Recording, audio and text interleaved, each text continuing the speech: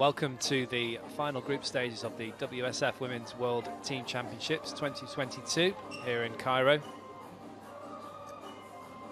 A lot to be decided this evening with the last of the group games. See the standings so far. Egypt, England, US and France all topping their groups at present. Egypt who are about to play Canada this evening on the main outdoor glass court here. Finals tomorrow will be the number 1 in each group playing the number 2. Top in Group A playing the second in B. C and D will be drawn, decided from a draw, to decide what part of the draw they'll be in.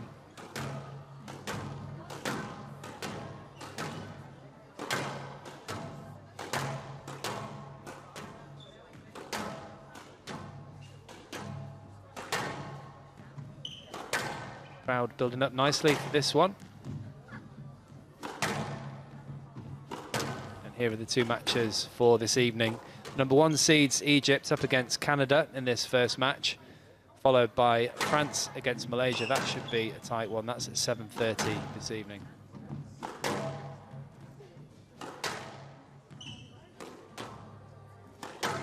And here is the team sheet for this evening. The playing order tonight is 2-1-3. So you can see Shabini up against Todd.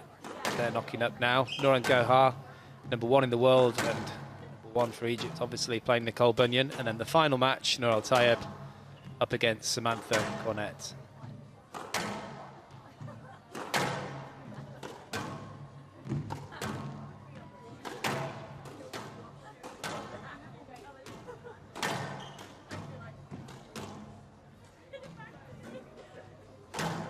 Of course, Egypt's looking for a really strong result this evening up against Canada. Get in the best position possible going into the quarterfinals tomorrow.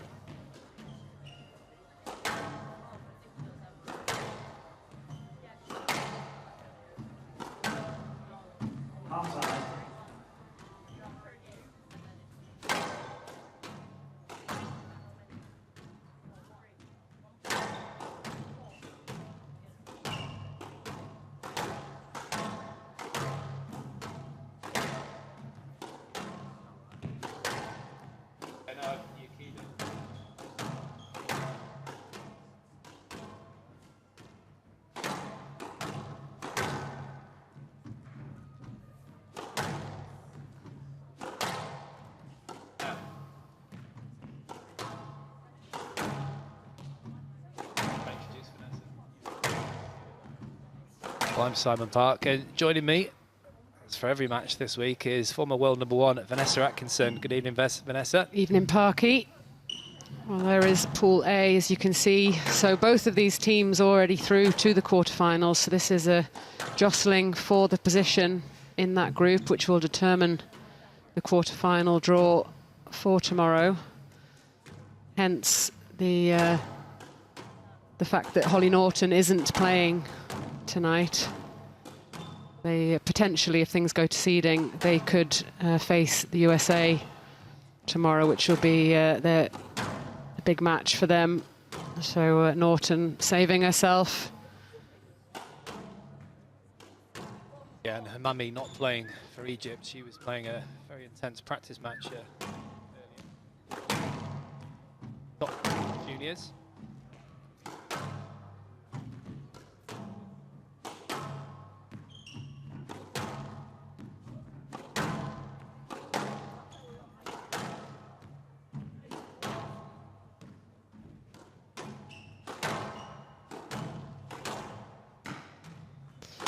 Well, with the strength of the Egyptian team, they can play pretty much any order on any given day, and they're going to be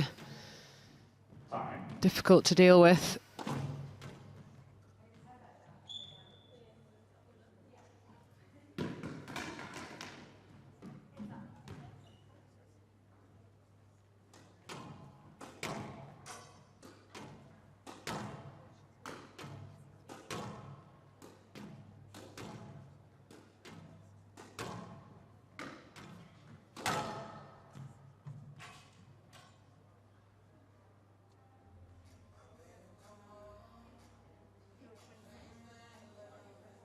Well, Nikki Todd, very experienced campaigner for Canada.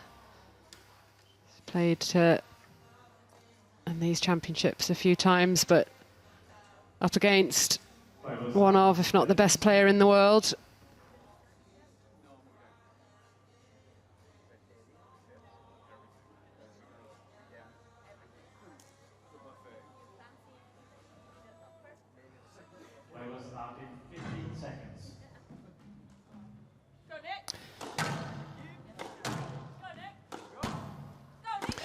Yeah, Nikki Todd, 32 years of age. She's 120 in the world. She's been as high as 49. So, as you said, Vanessa, very experienced. World Team Championships 2022. She's match. got a tall order here. Egypt to serve. Nikki Todd of Canada to receive. Best of 5 games.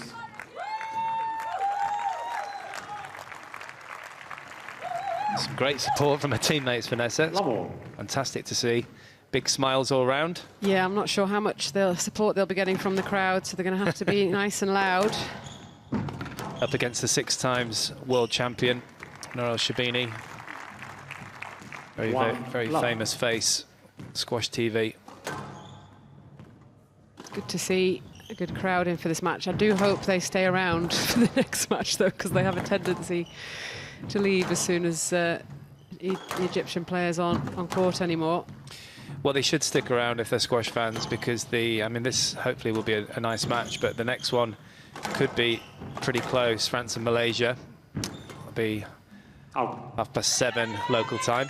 Head out. Yeah, that's going to be, could be very, very close.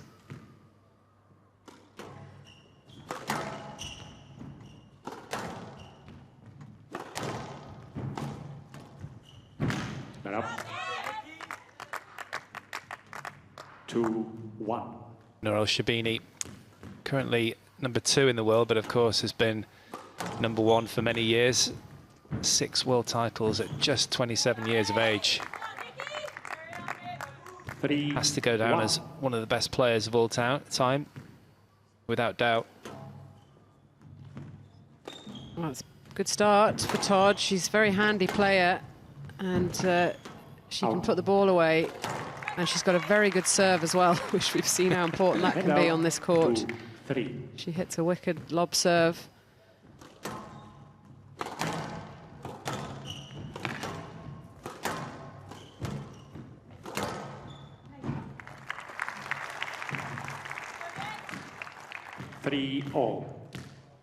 Yeah, 19 degrees currently in Cairo.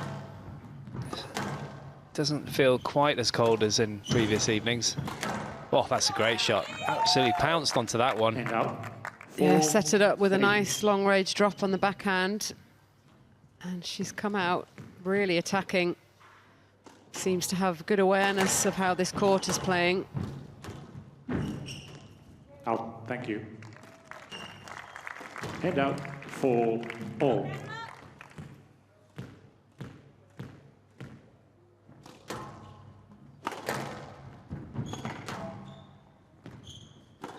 Down.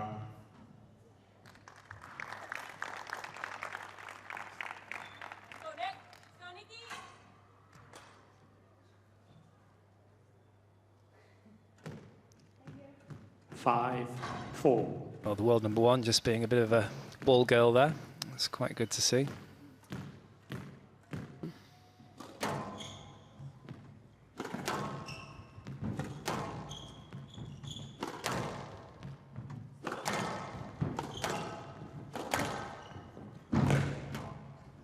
Just saw that one a little bit late there, Nikki Todd. 6-4. Was forced into an unbalanced position.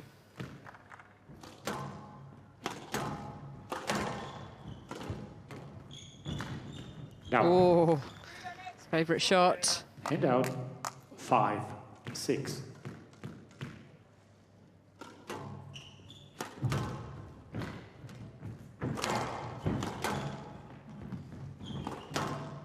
Reads the game pretty well, doesn't she, Nikki Todd? Down. Yeah, she does. She's 7. She's a nice player, and as we've said, this court sort of takes the physicality out of the game. And if someone's prepared to come out and take their chances on here, they can get some good results, and that's what she's done so far. 8-5. Still a 3-point lead, though, for Shabini. Yeah, she's just managed to pull away now the world number 2. She was just struggling a little bit first few points to work out Todd. She's now got that 4-point cushion. A position that she's well used to being in, Shabini. Oh, that'll do. That's very useful there. A smile and an apology from the Canadian. She'll take that.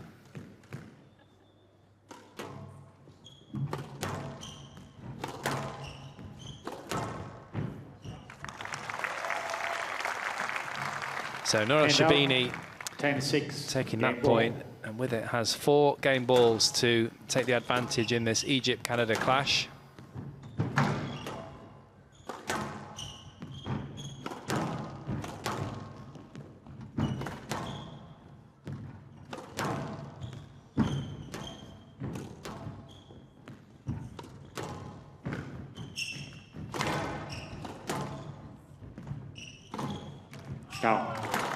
Just missed, just trying to make Shabini work a little bit, clipping the top of the tin there, Todd. Egypt leads 1 game to 0. You can see the crowd quite wrapped up. 19 degrees is pretty cold by Egyptian standards, but Nora Shabini taking the first game 11-6 in 6 minutes, leads by 1 game to love.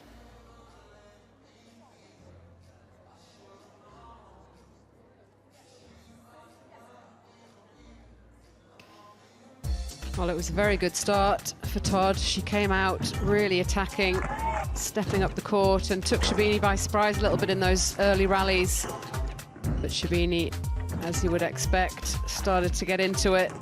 And Todd just leaving that ball short on a few too many occasions around that service box area, and nicely closed out by Shabini.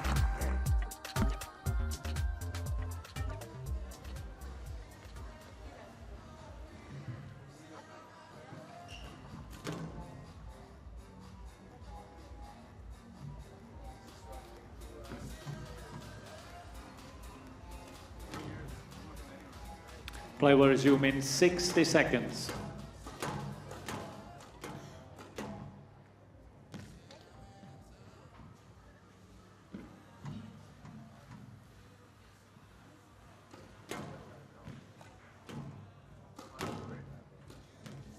See, Victoria Lust was coaching Nikki Todd there, and Samantha Cornett as well, who's coming up in the last match. Yeah, for those that don't know, Victoria Lust, the former England international, based in Canada.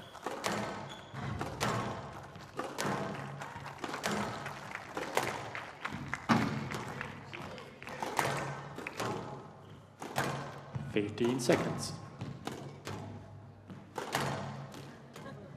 That's a pretty good first game for Nikki Todd, playing in a very relaxed manner.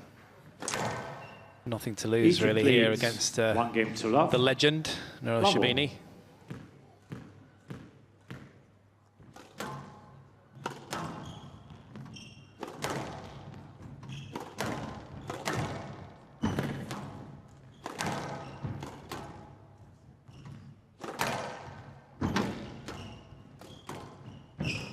Now, 1 love. Well, Egypt are the defending champions, and they have won this event 4 times previously. There are a couple of times, I think, in recent years where England snatched it from them. In the last few years, they've looked pretty dominant. Hand out. 1, 2.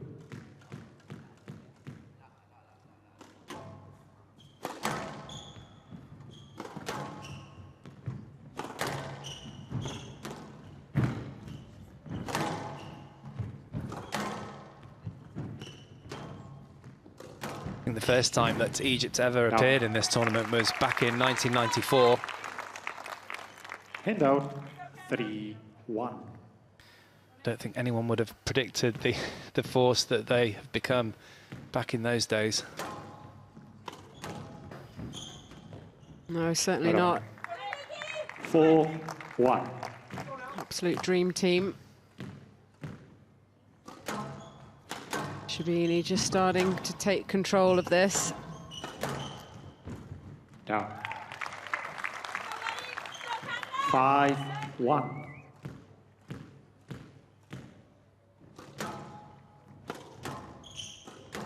Oh, that's a beauty. She's going to need to bring her A game later on in the event. That's a fantastic shot. That's the kind of shot we're used to seeing in finals from Shabini over the years.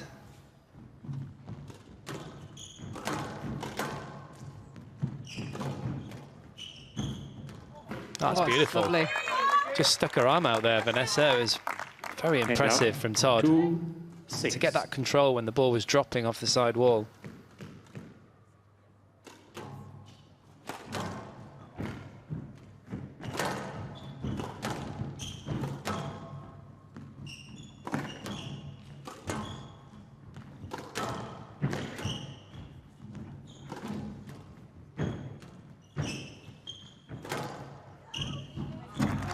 Some hard work going into the legs of the Canadian there.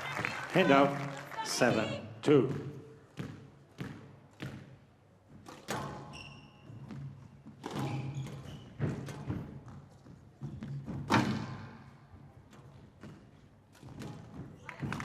Yeah, that's not a position you want to be in against Shabini with that much time on the ball on the backhand. She seemed like she had days on that shot. Could have literally gone anywhere in the court.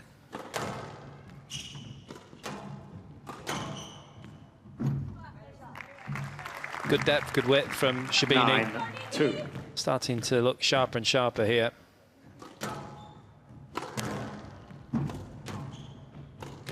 Down.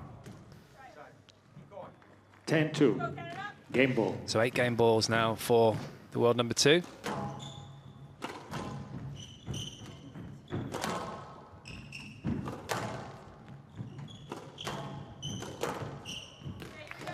A bit of a miss hit there. Hand out. Very unusual for Shabini. Game ball.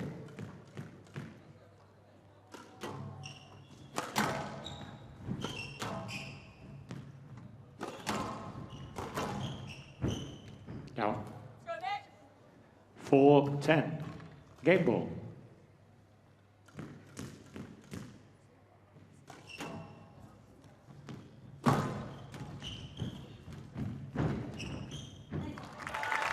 Yeah, it's a good counter drop from Shabini. Just used her movement to great effect there, to taking that backhand drop shot. She loves that movement.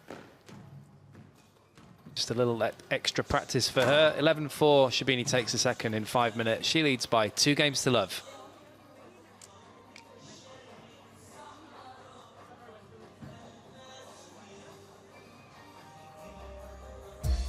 Well, Shabini really starting to take control of proceedings in this second game. And you can see in that game the importance of getting that first shot right into those back corners. Todd just leaving the ball in the mid-court area, and then Shabini either finishing off the rally outright or putting Todd under a lot of pressure. You really have to make sure that you're getting that ball right into the back, which is not easy to do on this court.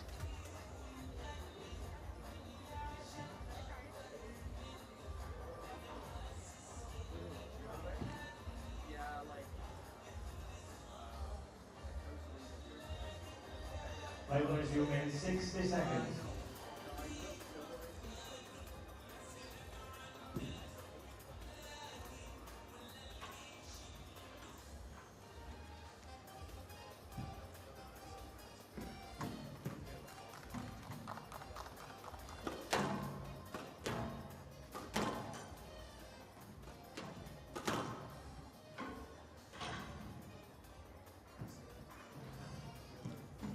I will resume in 30 seconds.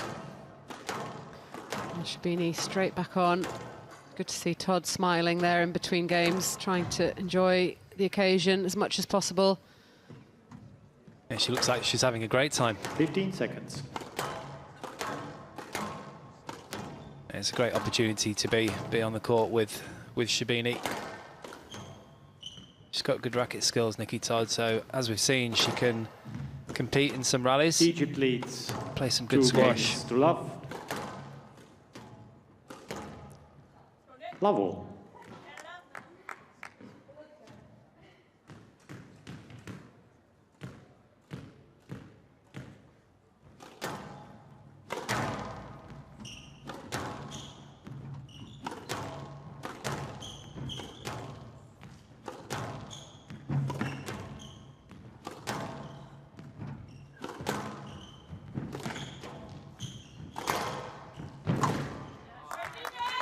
Slightly more orthodox rally, that one, to start off this third game.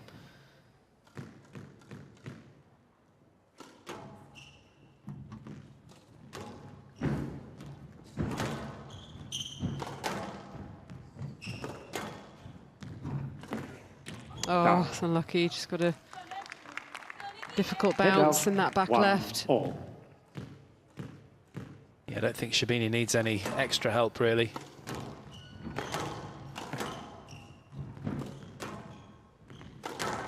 That's a wonderful shot. Hand out. Like the way she didn't try and overhit that one, Todd. It was just a nice rhythm.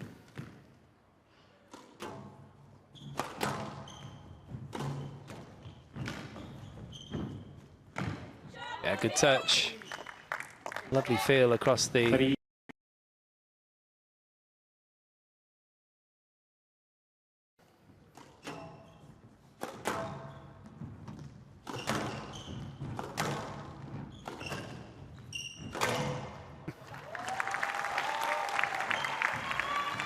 Head out.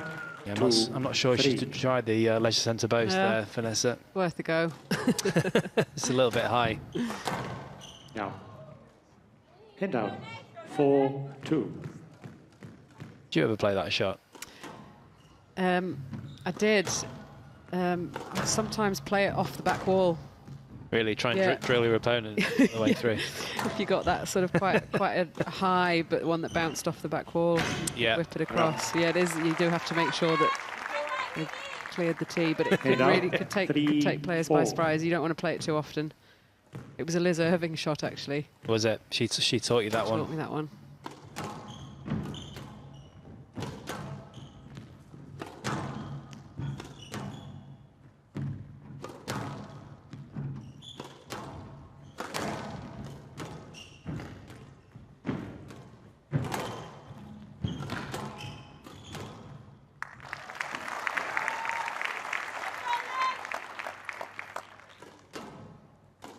All.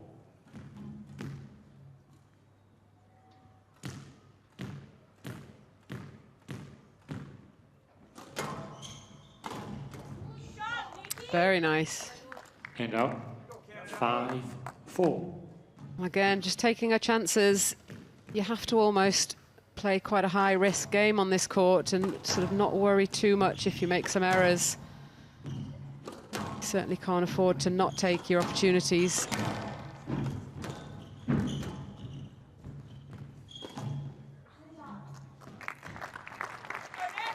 Looking at the top seeds, Egypt and USA and England, how different is an event like this to play for the players compared to a top-ranking PSA event? Yeah, I don't know. I think it suits some players maybe more than others. Playing for your team and having that team environment. Depends on the team, maybe. how well you get on with the team. I think it generally tends to get the best out of players. It's something that 5. they're not really used to. We play World Championships once every couple of years. It's obviously Europeans for the European teams.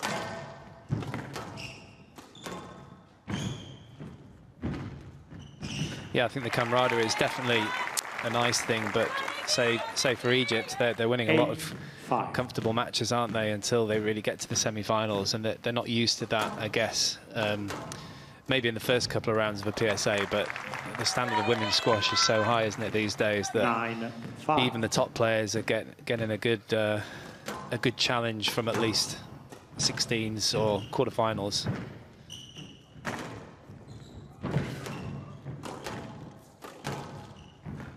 So in this event, Egypt are probably going to play a few days, really, of comfortable matches, aren't they? No disrespect to the other teams. End out. 6. Yeah, they're less able 9. to sort of play their way into the tournament, that's for sure. And obviously, you know, you've got the number 3 in the world playing number 3 string matches against teams that don't have anywhere near that kind of depth. Yeah, well, Samantha Cornett's playing at 3 today, and she doesn't have a ranking these days. Obviously, she has been good. Match to Egypt. 3 games to love. There you see thumbs up from the coach. 11-6, 11-4, 11-6. Shabini opening the account for Egypt tonight, taking this match 11-6, 11-4, 11-6, 3-love in 20 minutes against Nikki Todd.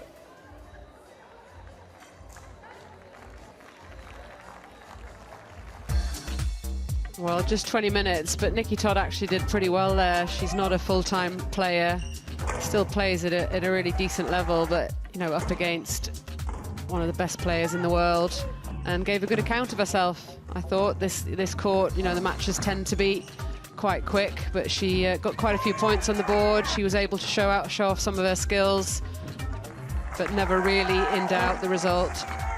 Shabini gets that first point on the board for Egypt.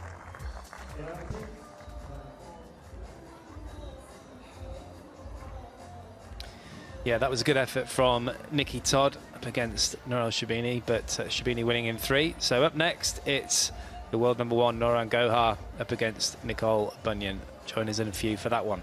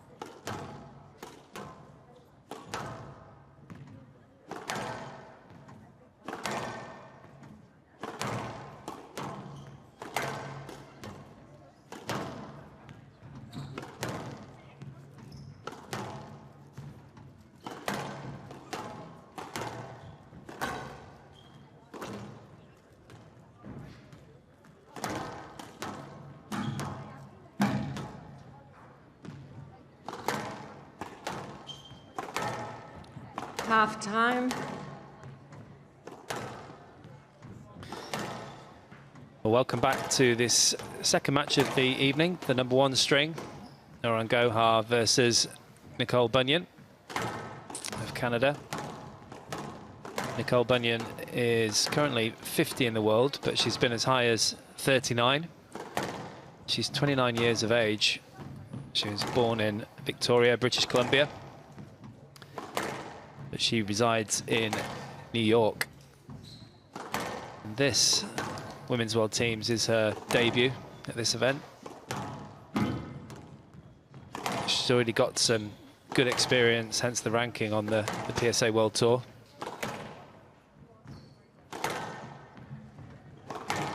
She's up against somebody today who is the number 1 in the world at the moment, Noran Gohar. Incredible amount of experience. She is from Cairo, just 25 years of age, and this is her 3rd appearance in the Women's World Teams. Of course, biggest achievement was probably winning that British Open back in 2019. Of course, all of you squash fans will have seen her win so many tournaments around the world. And some fantastic matches against, quite often against some of those girls that are watching her behind the court in the white tracksuits. There they are, the dream team.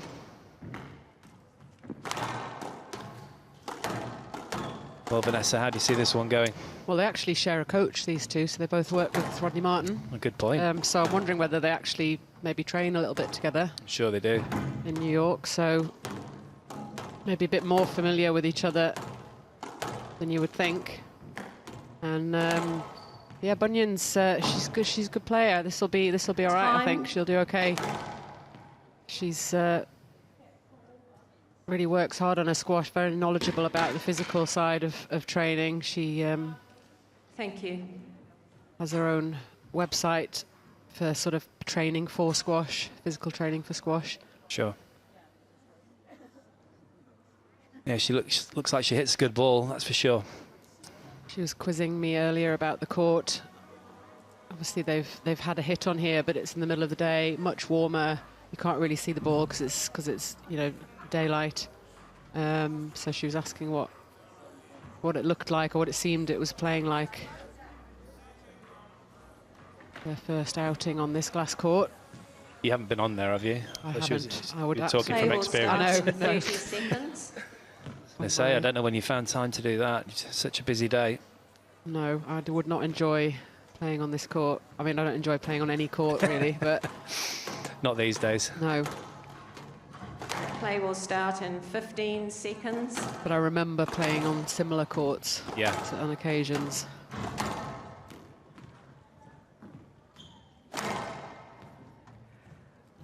Women's World Team Championships 2022. Pool A match. Nicole Bunyan of Canada to serve. Noran Gohar of Egypt to receive. Best of 5 games. Love all.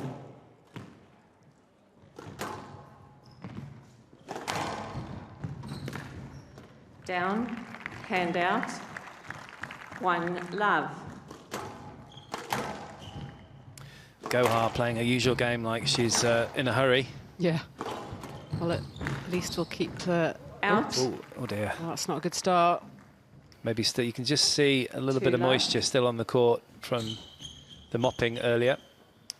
Yeah, they're Usually wet dries wiping pretty it. quickly. Yeah, they're doing the wet wipe sort of after every match now, aren't they? Because it seems to have become a little bit slippier in the last couple of nights. I just didn't notice anything those first 2 days. But what I was about to say is how much warmer does the court look when Gohar's on there? She's absolutely battering 3 the ball. love. Yeah, I think pretty similar with Hamami if she was on. Both of them absolutely cane that ball.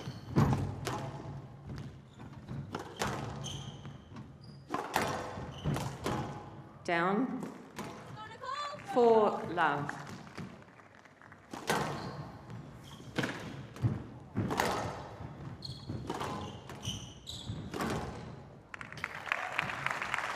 Five love. Well, the Terminator is in no mood to hang about this evening. Wow. She's in a hurry. Certainly is. 6 love. I mean, the crowd can't clap quick enough. 6 love.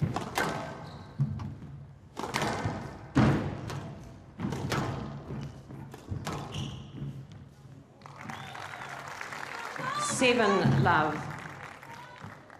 Well, these two looked fairly even in the knockout, Vanessa, but Yeah. it's an example of the world #1 taking no prisoners whatsoever.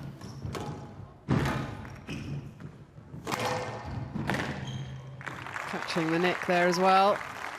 8 love.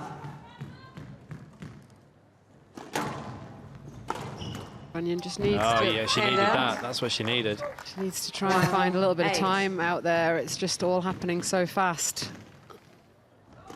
She does hit a good ball, doesn't she, Bunyan? But it looks like she needs to be in a good position, and Hand sometimes out. there, it just mistiming it. 9-1. Maybe it just needs to adapt the swing a little bit to get the ball when it's low.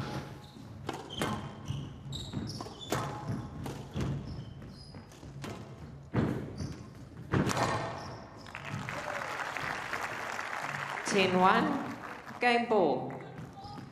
So 9 game balls for Gohar in super quick time here. Down. Well, Bunyan 11-1. not too happy with Game to the Egypt. soles on her shoes and the Egypt floor, the leads 1 surface, game it to seems. love. Might just need a bit of a wet towel on the bottom of her shoes, but it's Nora Gohar who takes the first game in just 4 minutes, 11-1. She leads by 1 game to love.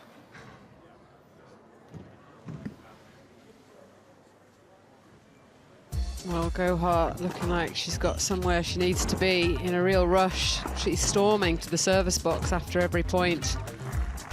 Playing her usual game, doesn't look like she's in any mood to sort of adapt to the court. She's putting a lot of pace on the ball. And she's actually able to make this court look relatively conventional. She's finding really good lines on there as she does. A few errors though as well from Bunyan, who just didn't have a chance to really get into that at all.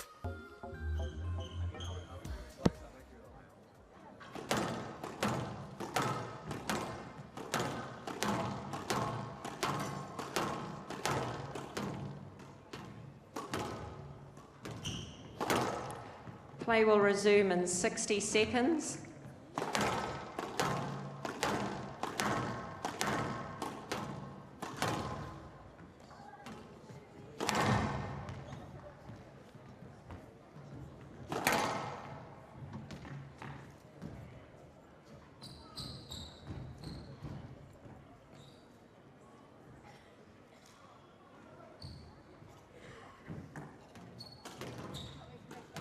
Play will resume in 30 seconds.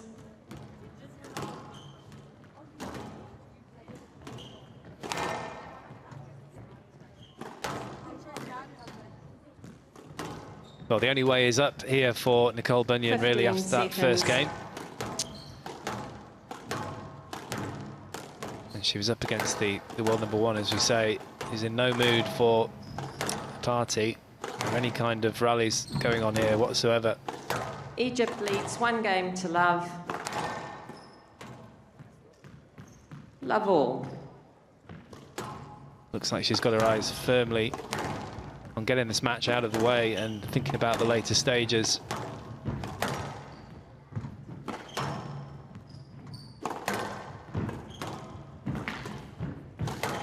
I'd like to see Bunyan pick up here, though.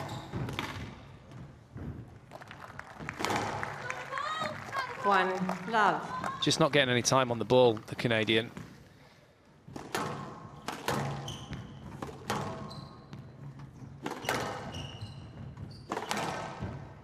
I think perhaps if she could try and just change her tactics slightly, Bunyan, just try and lift a few balls. I mean, you're not going to hit off the court, Two Nora Gohar. love. There's only really one player that that can actually compete with her at the moment in that department. That's Ania El Hamami. No, she's sort of just going with Gohar, isn't she, and hitting the ball sort of quite quickly, 3 top of the bounce. love. Just playing into Gohar's hands at the minute. Well, I absolutely agree, Parky. She needs to start throwing that ball up, use the front wall a little bit more to gain a little bit of time, and just to throw off a little bit of Gohar's rhythm as well. Just do something different. For love.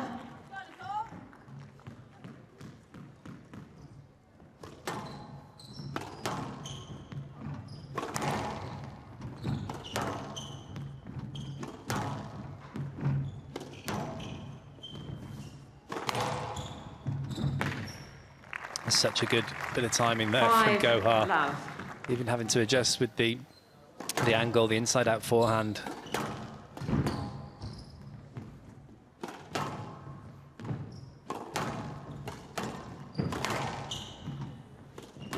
Hamami being rested today, but we saw her training, having a really competitive, intense training match with one of the top Egyptian Down. boys. Hand out. 1-5.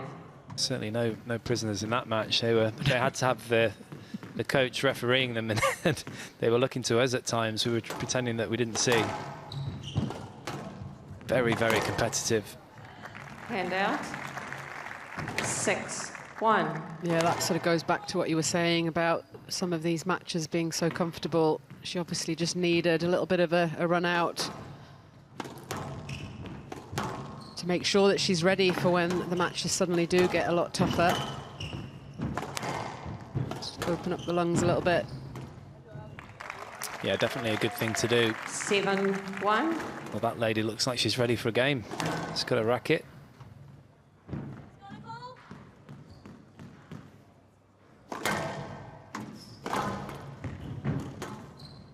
I think she can take on Gohar. 8-1. Not sure anyone can. Not in this mood. It's outrageous. I feel a bit bad for Bunyan, who's a good player, but she's not getting a chance to shine Down. here. Hand out. 2-8.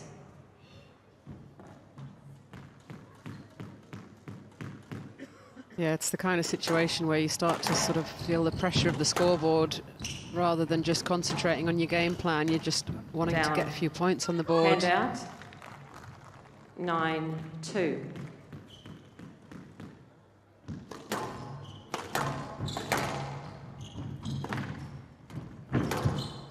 Which can often just make it worse because you lose all your 10-2. tactics. Game ball. Yeah, it's not a good place to be in. So 8 game balls for the world number 1. That's Hand out. good power on that cross court. 3-10. Whipping Game it. ball. From right to left.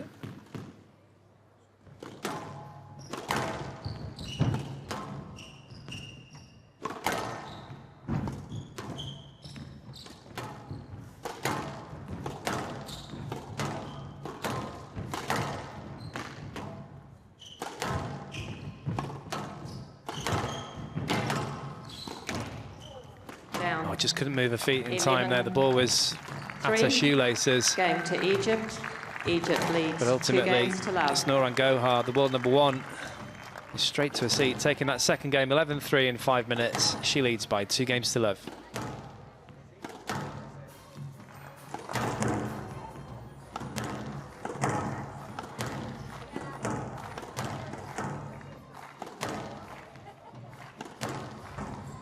Well, it's tough out there for Bunyan. She's able to get a couple more points on the board there, but I'd like to see her just try something different tactically. Start using that front wall a little bit more, get the ball, make sure she gets that ball in and behind Gohar, who's just had so much time and space around the middle of the court. Very, very dominant in this match so far.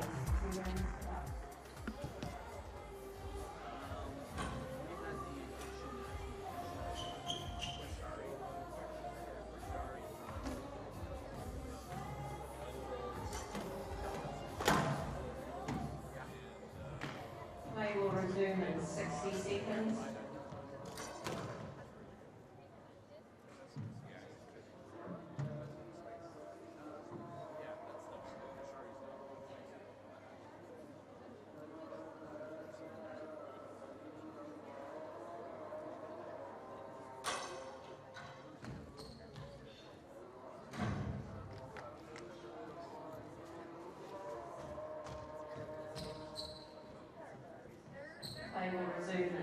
30 seconds.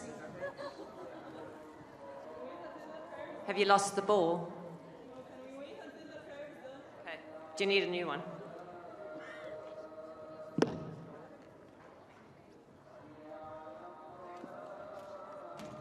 Gohar just asking the referee if they can wait until the prayer is over. What's the problem? Yeah. I don't think the We're referee waiting heard for her. the prayers. Thank you.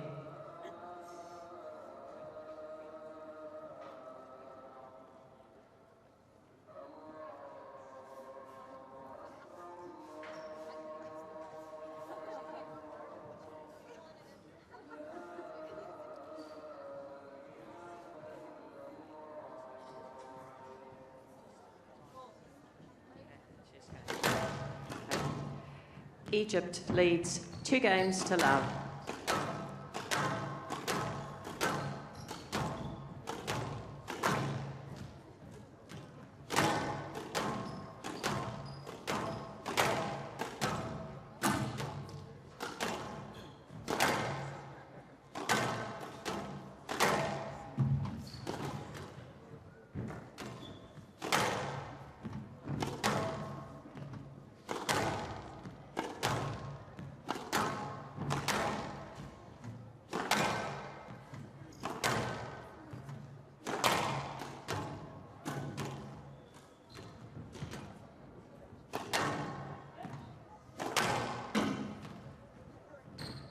Love all.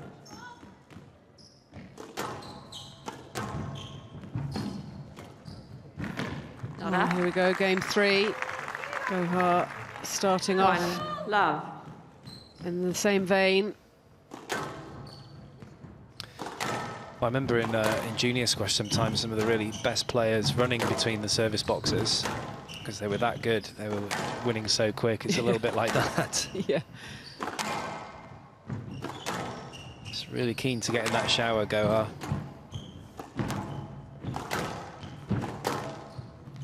Sort of not wanting to let anything distract you, isn't it? From just want to keep that momentum going as much as possible. Well, she is known on the PSA World Tour as the Terminator. She really is living up to that today. Stroke to Egypt.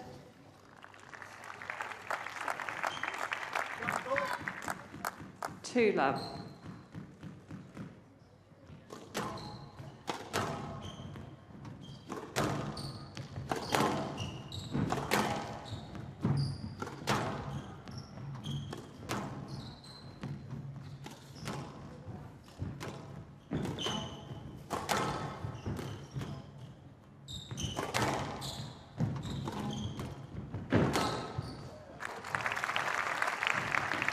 Yeah, just a little bit high, that boast, and too much time really for Gohar at the front.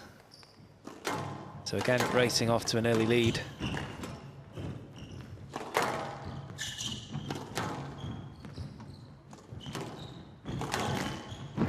That's better. Down. It's better. Just a Hand little bit of out. time, able to hold the ball slightly 1-3. there, Bunyan. Hit it nice and straight and tight.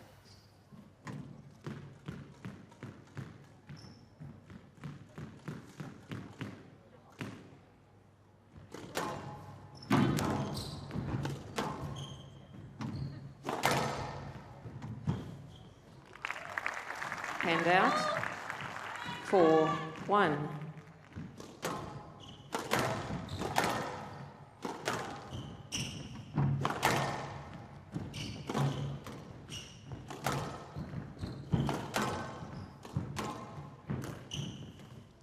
Down.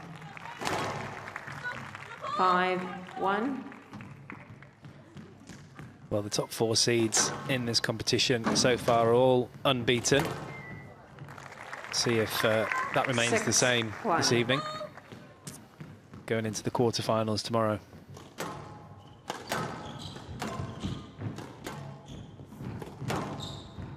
England have got a tough one this evening, Vanessa. Yeah, they are playing Hong Kong as we speak on the indoor glass court. And of course, France-Malaysia follows this match, which will be Hand a out. tight one. Should be very exciting, that one. 2-6.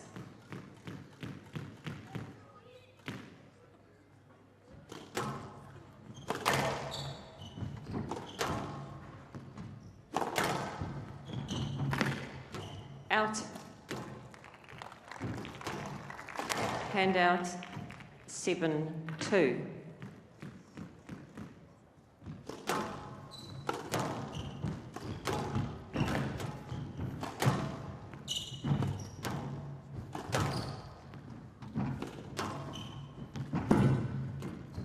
Down. Well, she missed one. Hand out 3-7.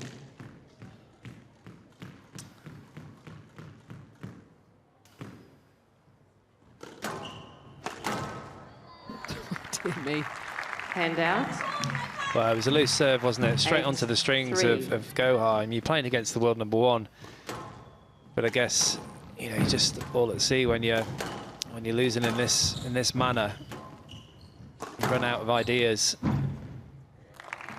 Yeah, a lot of winners in the back corners as well as the front, 9-3. finding a really good weight of shot. Down. 10-3. So 7 match ball. balls for the Egyptian #1 and world #1, Nouran Gohar, looking in fantastic form here in Cairo. And there it is, typical 11-3. winner from her. Match Just to far too Egypt. good for her Canadian 3 opponent games today. to love. Nicole Bunyan, who is a good player, but just didn't 11-1, really get any 11-3, chance, any opportunity 11-3. today. Nouran Gohar didn't give her any time whatsoever on the ball. So Gohar wins 11-1, 11-3, 11-3 in just 19 minutes, 3 games to love.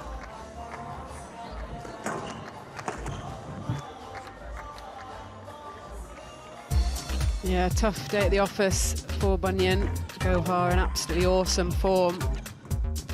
And even though Canada obviously weren't really expecting to get through this match, having dropped Holly Norton, I'm sure Bunyan would have liked to get a little bit more out of that match, but she seemed to struggle a little bit with the movements, had a slip early on, maybe lost her confidence with the lunge around the front, and paired with that, Gohar just very, very sharp today.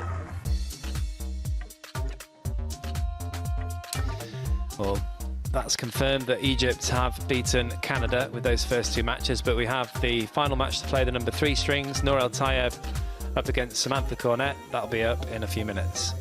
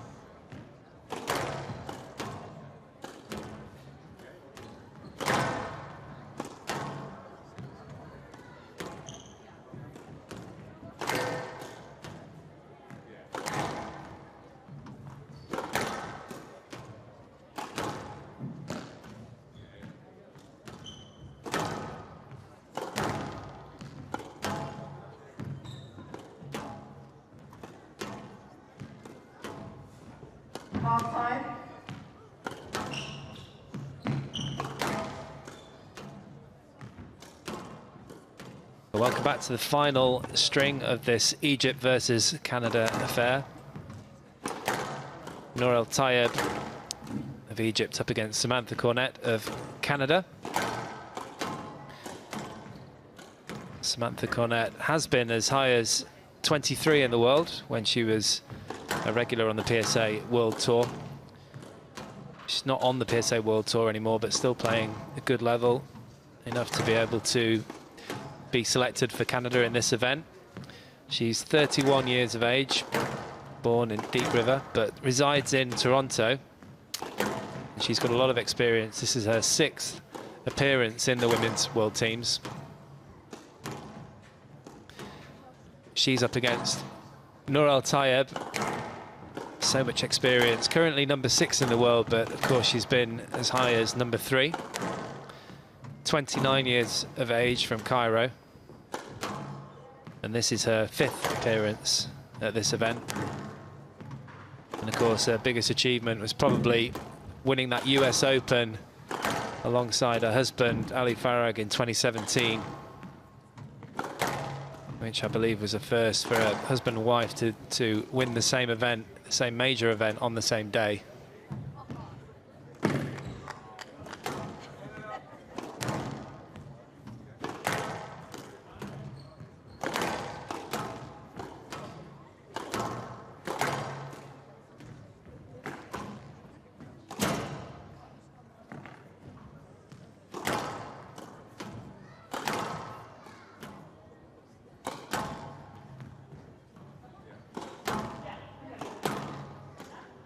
Time. Who is serving, please?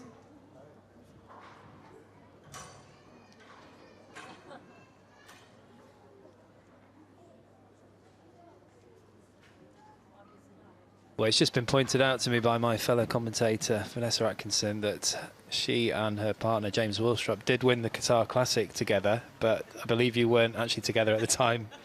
So that doesn't count, but well done. I think that should count.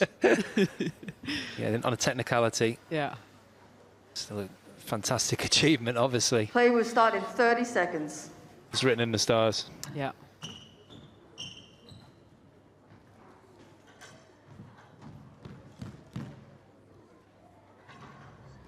There's Holly Norton on the left-hand side. Play will start in 15 A nice seconds. rest today, ready for the knockout stages of this event. Yeah, I mean, they definitely will have had Women's World Team top Championship 8 in their 2022. sights Pool A this match, event, which Samantha Cornett of Canada they've made it serve, through to already. Nour El Tayeb of Egypt to receive. Best of 5 games. Yeah, of course, these last pool games are just to decide who plays who tomorrow. Wait until this floor dries. Yeah, I think that's sensible. There has been 1 or 2 slips here. Level. Big smiles from both players here. I wonder if Nour El Tayeb will be as ruthless as Nour and Gohar was in the previous match.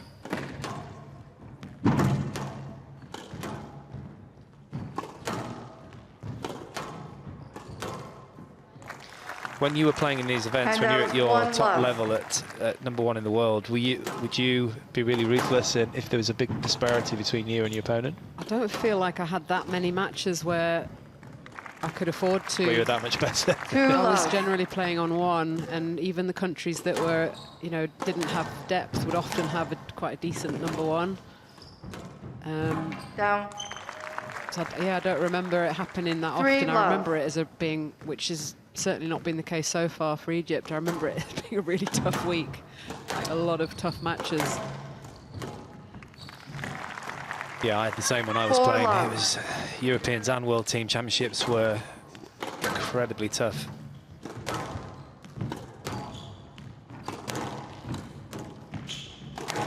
And the opposite to what's been happening here, often playing your group matches on indoor courts, often quite bouncy courts. So even if there was a significant difference, it was still, you know, you'd still be going maybe half an hour, 40 minutes, and it would be certainly tougher than some of the matches we've seen here. Ironic, really, that we're in a really hot country like Egypt, but playing in some quite cold conditions on this court. Well, one of the coldest courts 2-4. I've ever played on was when they put the World Championships in Madrid. But it was the middle of winter, and it was absolutely freezing. Outdoors. This outdoor court, yeah. It was colder than this. Oh, good improvisation there from Tayeb behind the back. Oh, that has to be a stroke. Just couldn't clear. Handout 5-2.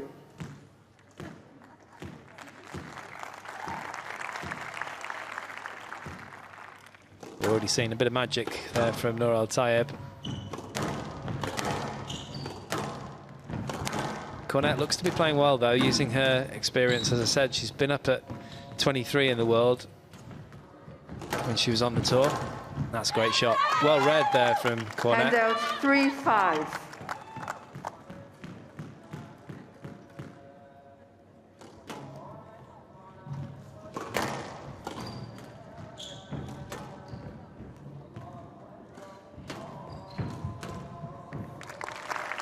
Well, it looks like a different court again, doesn't it? Handout Gohar's the only 6-3. player I've seen that's been able to make this court look reasonably lively.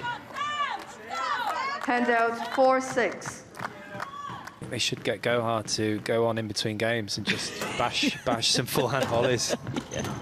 Keep the ball warm. Yeah, the ball warmer.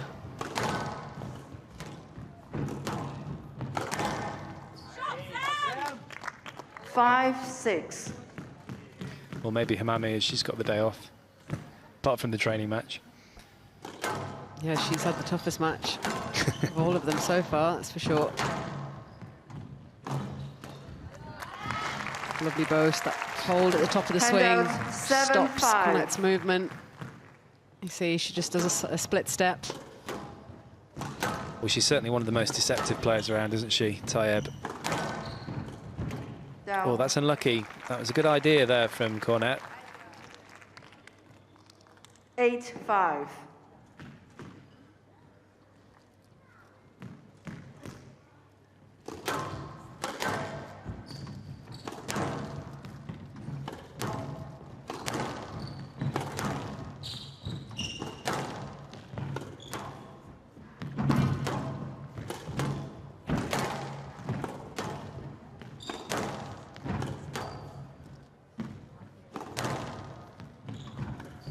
Down.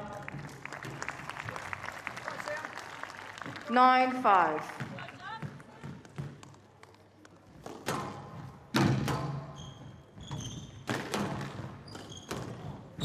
That's well adjusted there from the Canadian. Handout. Had a bit of work to do as the ball 6-9. kind of squirted into her. She had to adjust her feet. And it's a good winner from her.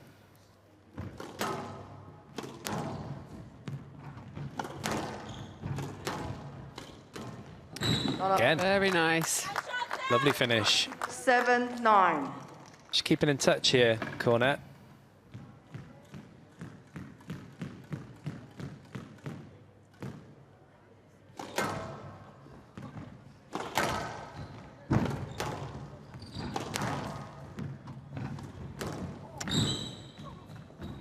Oh, beautiful. It was the brilliant. long-range drop that did the damage. 8-9. Well, she kept it cool, didn't she? Because Tayeb did phenomenally well to get back that first long drop. And then the hold and drop from Cornett. Very cool. Well, the experience showing through the level that Down. Cornett is capable of. That one finding the Handout tin, unfortunately. 10-8. Game ball. So 2 game balls for Tayeb and Egypt.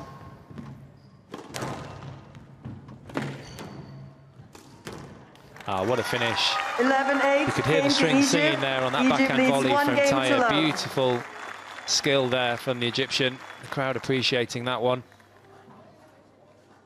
So Nour El Tayeb takes the first game 11-8 in 7 minutes. She leads by 1 game to love.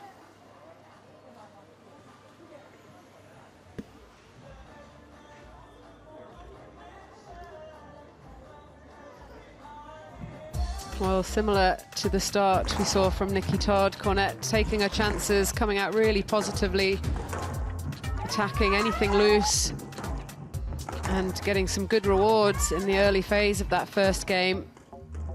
Tayeb just biding her time, was never looking particularly worried and closed it out nicely with that backhand drop.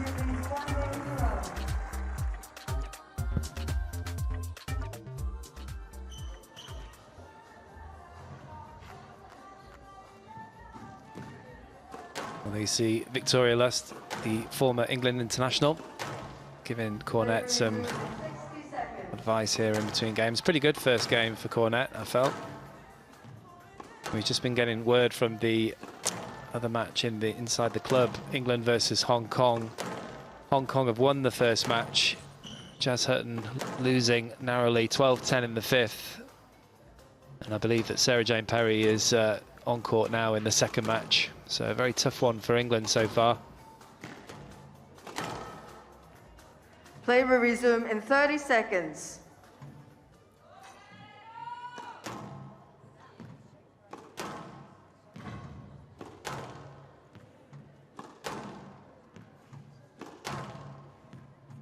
Fifteen seconds.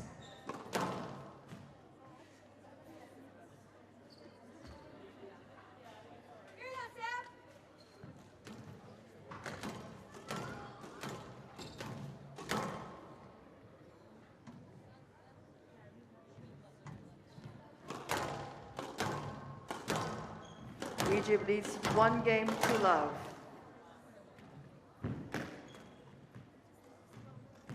Love all.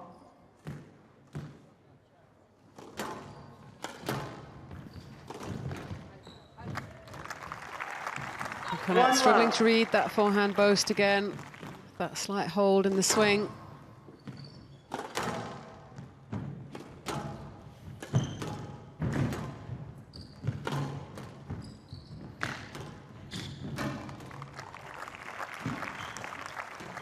Love.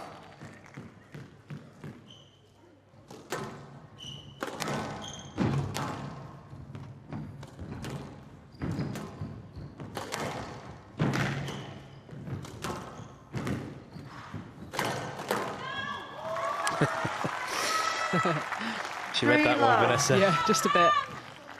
To Cornett's annoyance.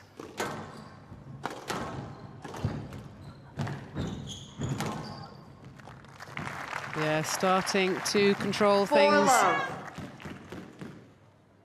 Tayeb, she wouldn't have been too worried in that first game, but maybe just got us slightly close for comfort on the scoreboard. Seems to have gone up a little bit of a gear. Oh, that was a great shot from Cornett. Almost got it though, Tayeb. We talk about her skill level, but the flexibility and the ball she gets back, second to none really, Tayeb, but great shot from Cornett. Had to be fantastic. Another opportunity.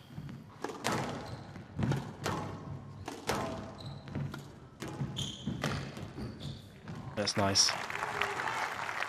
It's got to be so good, hasn't it, going short? Going short from the back, it has to be good. Leave that ball sitting up and you're in all kinds of trouble.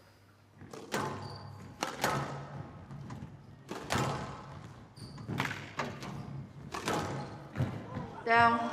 Well, she lined it up and hit the target. 6-1.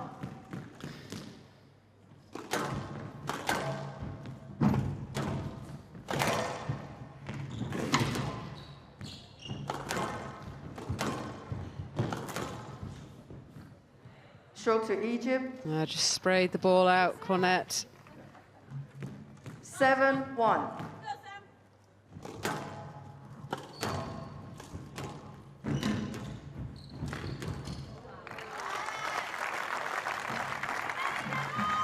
Eight, 1.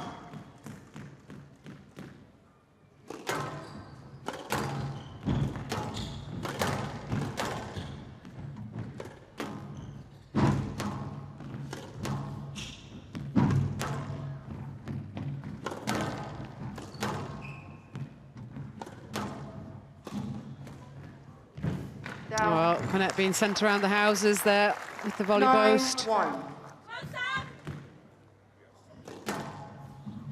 Huge lead for Tayeb. Now 10-1 game ball. 9 game balls.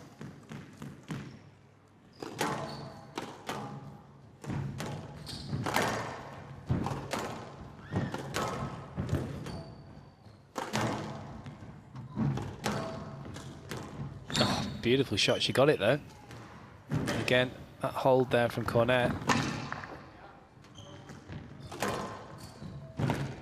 She's doing well to stay in this rally, but that's brilliant touch from Nour Tayeb. Very slickly done. Very classy. The crowd really enjoying that one. It's brilliant stuff.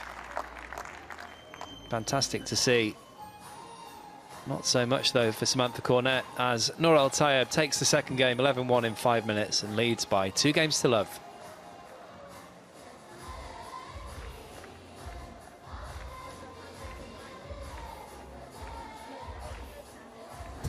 Well, I thought Tayeb might just shift gears in this second game, and she certainly did that, finding winners all over the court, exhibition style at times.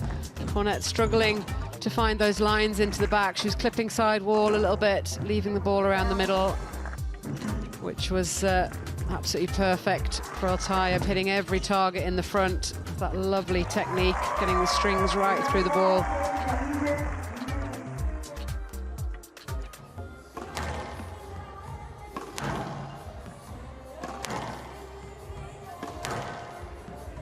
Resume in 60 seconds.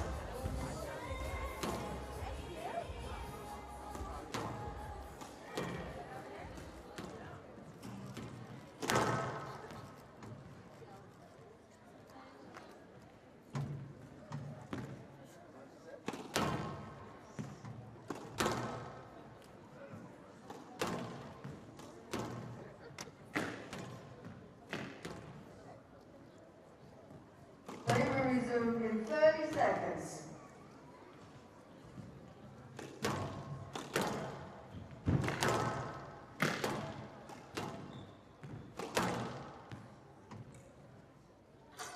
Fifteen seconds.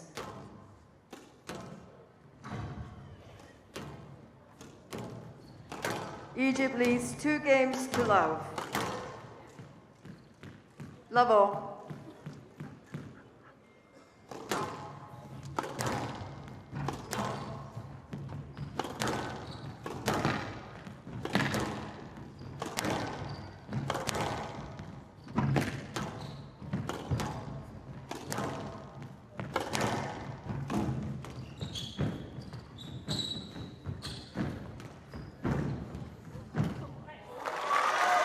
That was a lovely little backhand to counter drop. 1 love. Tayeb, full stretch, such good control. It really was. It was a great rally from Cornett. Both players hitting the ball fantastically well. Handout. 1-all.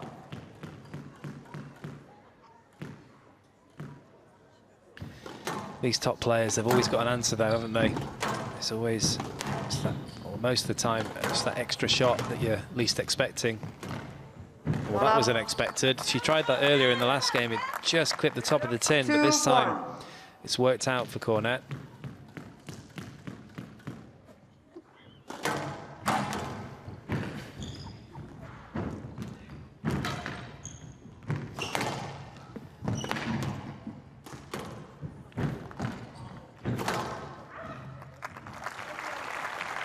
Handout.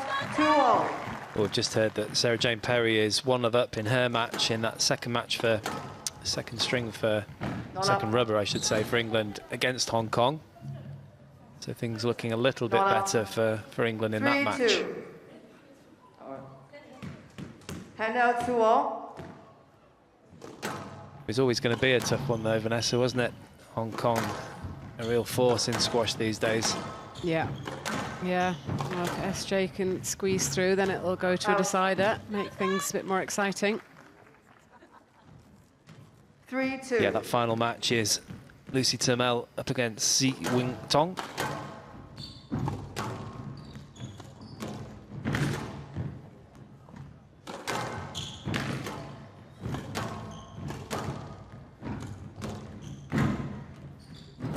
Yeah, they've got good depth, haven't they, the Hong Kong team? I was talking about yesterday, some of the teams, they'll have one sort of, you know, top 50 player, and then by the time you get to 3, the standard can really drop off, but they've got sort of 3 players of the 4 that are very similar in ranking, all sort of just inside top 50.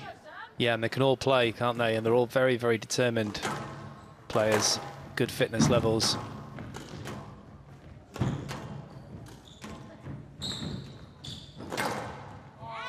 That's good awareness from Cornett. Handout 3-5. She knew exactly where Tayeb was here, got it really extra wide.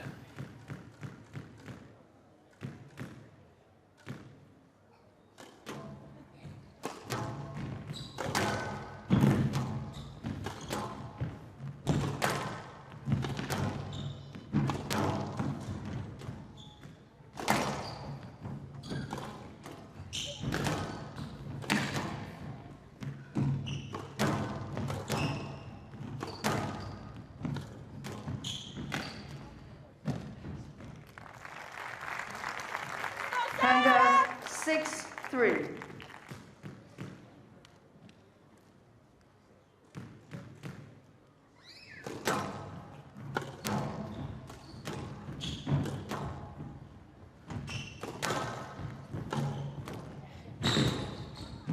Down.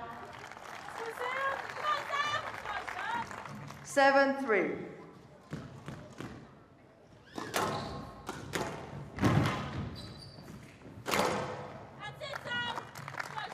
Handout 4-7.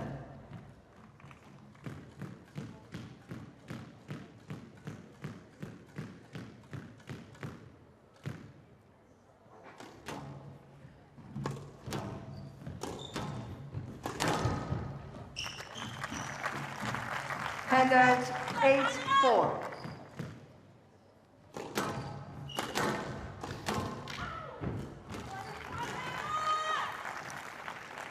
Nine, 4.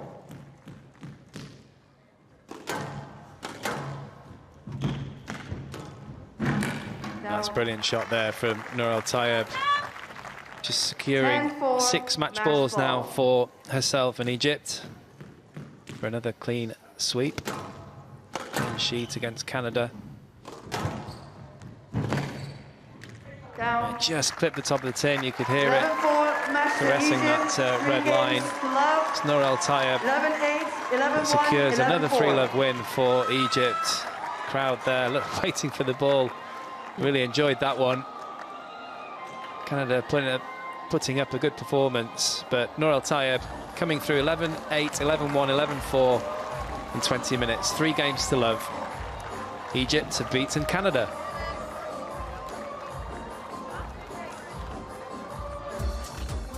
Well, well done to Canada, but it was always going to be a very, very tough uphill battle. And again, in that third match, Tayeb way too strong for Cornett, who gave, again, as I said in the first match, gave a good account of herself in the first and third games, particularly able to hit some nice winners, get some points on the board, but the end result never really in doubt. Tayeb closing things out for Egypt, who top Group A.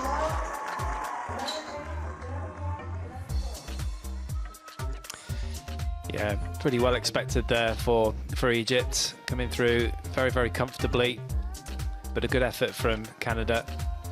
Shabini, Gohar and Tayeb, the dream team, looking in very, very good form for later on in the week.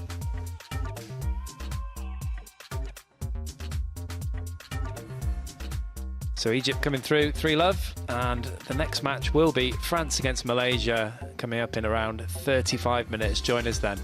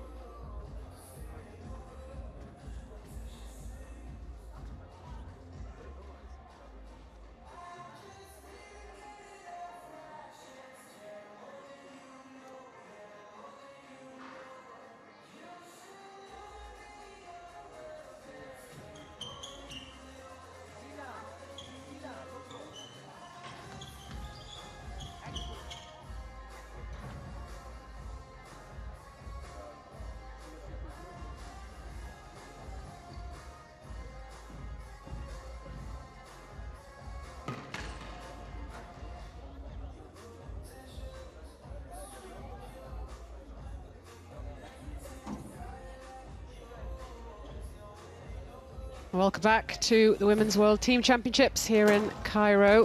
Last day of the pool stages for the quarterfinals commence tomorrow.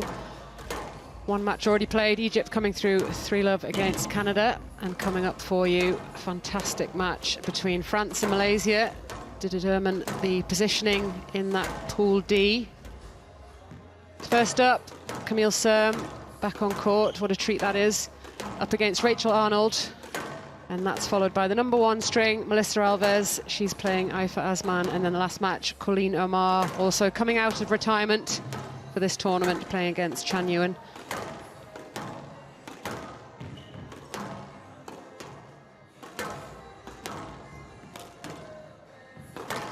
So again, these two teams both already through to the quarterfinals, but this outcome of this match determines their positioning in that pool, which again decides their quarterfinal.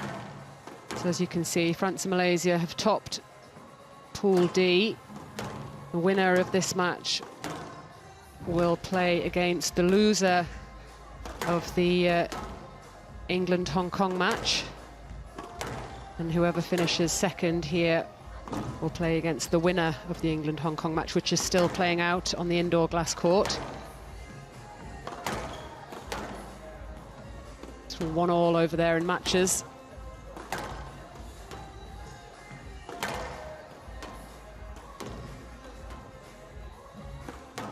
So Rachel Arnold there on the right of your screen, currently sat at 24 in the world, 26 years old. This is her second time competing at the World Team Championships. She was in the 2016 team as well. She's been pretty active PSA tournament. She made it through to the semi-finals at the Malaysian Open just last month. That was a great result.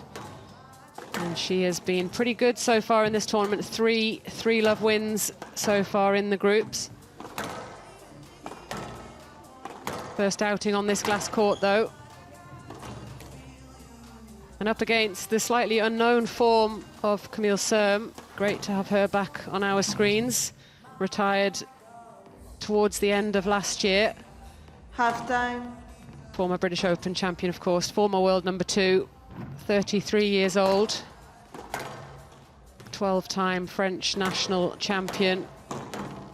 And this is her 8th appearance at the World Team Championships. She was part of the team that finished 3rd. That's the best finish for France at these championships. That was in 2016 and 2018. Where they claimed a bronze medal. And there's the French team, very tight-knit group. Colleen Omar there in the middle. Could end up playing a decider, Parky. Yeah, I'm sure she'll relish that opportunity. She loves a challenge and good in team events, and very determined player, as is player in the right-hand side of the screen there, very familiar to Squash TV viewers over the years. Great to see her back. Well, she was forced to retire possibly slightly earlier than she would have liked, had a couple of knee operations and was just unable to quite get back to full fitness. Decided to call it a day, but she's been back in training for this event.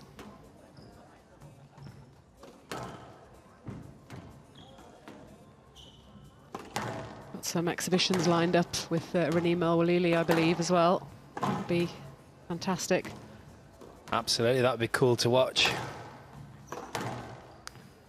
Yeah, a lot of people sometimes from the outside in say, well, if she's able to play, why doesn't she play on the tour? But as you know, it's different, isn't it? When you do have a couple of niggles, you can play the odd thing, but playing the whole tour throughout the whole year is a different kettle of fish to a few exhibitions. Yeah, absolutely. It's backing up matches. It gets harder and harder anyway as you get older, never mind with injuries.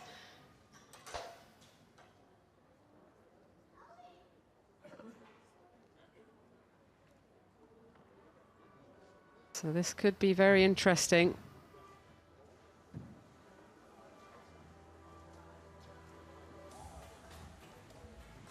Yeah, what's your prediction here, Vanessa? Well, I haven't seen any of Serme's matches so far. They haven't been on the glass court, so I mean, I'm assuming that she wouldn't be here if she wasn't in decent form. But she certainly hasn't got an easy task today against Arnold, 24 in the world, very good player. It's going to be a tough task. It's going to be a great match, I think, hopefully, between these 6 players.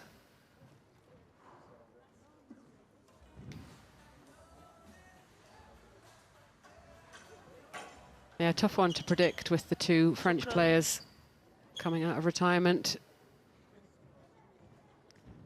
But obviously they're both retired just at the end of last year, so not long out of retirement. Women's World Team Championships 2022.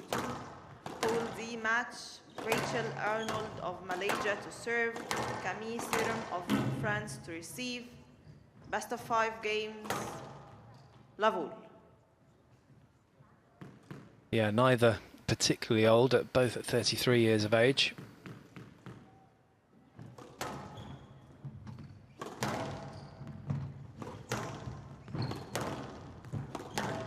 Well, this first game should certainly give us a decent indication of the kind of form that Serme is in. Obviously, her game was based on an incredible physical presence on the court. That great movement across the tee line, looking to volley everything, keep the pace nice and high. Absolutely. When I think of Camille Serme, it's that backhand volley straight and hard across the middle of the court, just not allowing you to get the ball past her. She must have made quite a lot of dollars from that shot, I feel, over the years.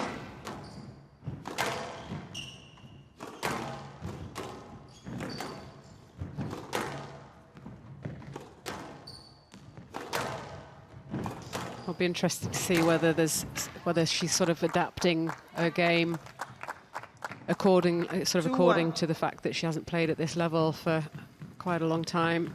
Maybe look to slow down the pace a little bit.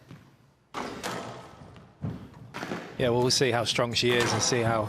I mean, she's probably trying to work it out at this moment as well, just to see exactly what she's got in the tank and how hard she can go. Huge amounts of experience, obviously, but also, aside from that physicality, also known for incredible toughness mentally.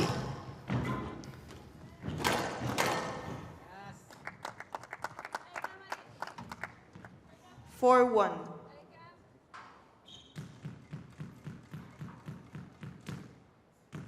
It's always quite difficult as well for a current pro to play against a kind of returning legend. Yeah, they sort of carry the weight of their reputation and their name. That's right. I mean, and you're kind of expected to win. She's 24 in the world, Arnold. I think people would perhaps expect the current player to be able to pull through, but as we said, she's freshly retired, Serme, and not very old, so she's still got the physicality. It's just a question of how much.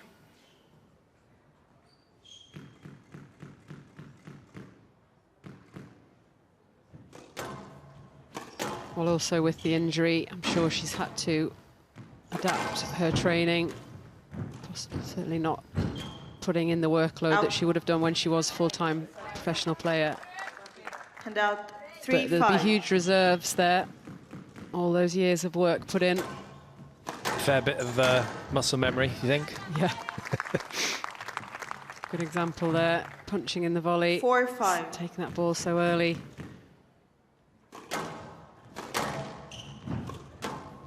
Out.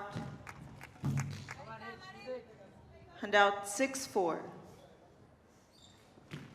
And possibly relishing the opportunity to play for her country again. Take it for granted maybe when you're in the midst of it. And she's played for France, played these championships many times before, but probably feels a bit more special this time round.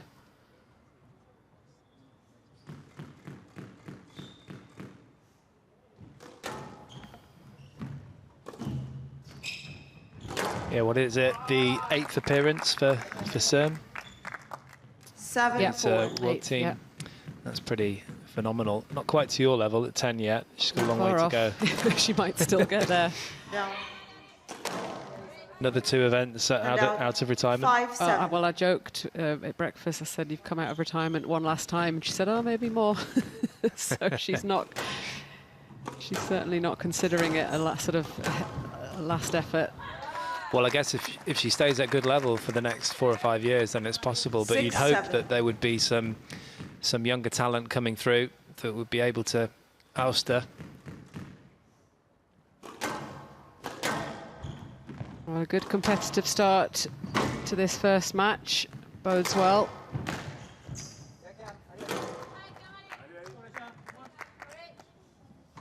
Seven all.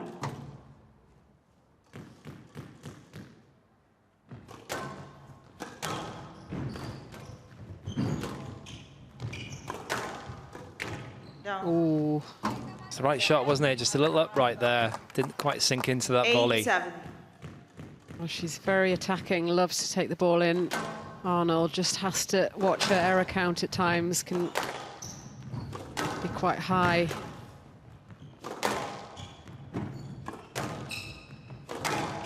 And a player like Serme will be well aware of that. If she can be tough at the right times, she can get errors out of her opponent. 9-7.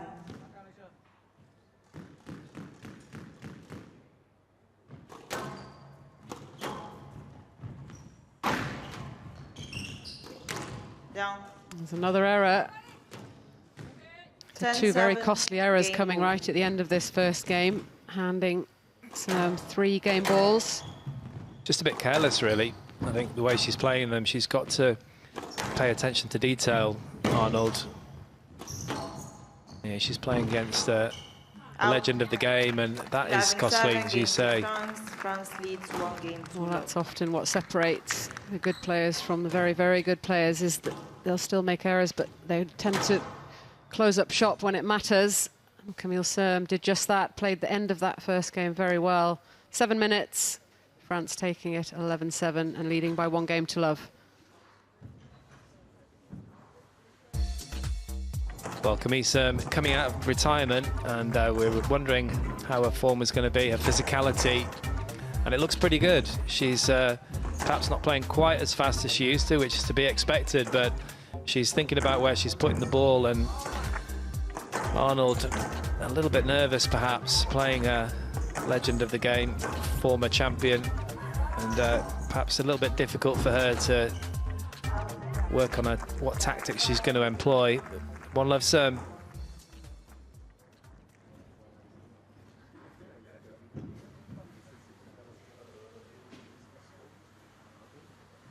Play resume in 60 seconds.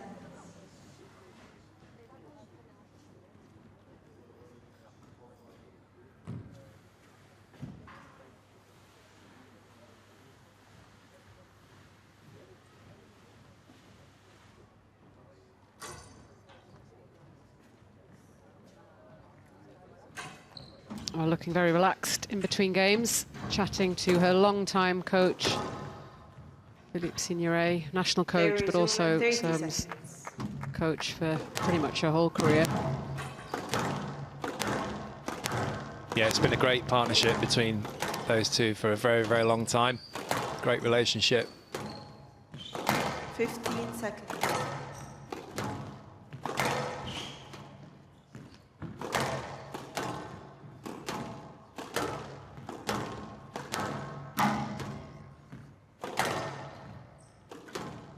France leads 1 game to love.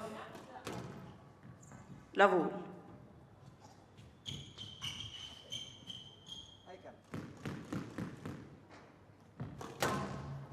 Well, here we go. I expect to see a bit of a rise in form from Arnold. She definitely can play Stroke to better France. than this sort of level. 1 love. Yes, love. 1 love.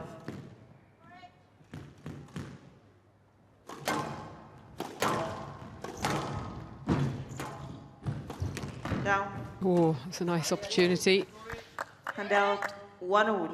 Were you ever in Arnold's position, playing against an older legend? I shouldn't say old, but older. 2-1. Can't remember. Trying to remember if Michelle Martin made any little comebacks or Fitzy, Sarah Fitzgerald. Fitzy did actually. She Yes. played a World Championships in. Oh, where was it now?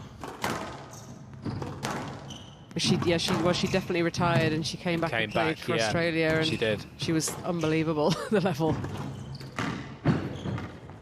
Yeah, she had a really successful Commonwealth Games, I think, on her comeback, didn't she? I just remember playing. I think she was playing on 3 for Australia, which was That's tough for opposing countries. Yeah. Oh, lots of darting about here, side to side, cat and mouse type squash. Oh, just overcooked it. French team really enjoying this. They're loving seeing Serme come back. She looks like she's in good form, good order. Yeah, I just feel like she's just going to be too tough, I think, for Arnold, who we know can hit winners.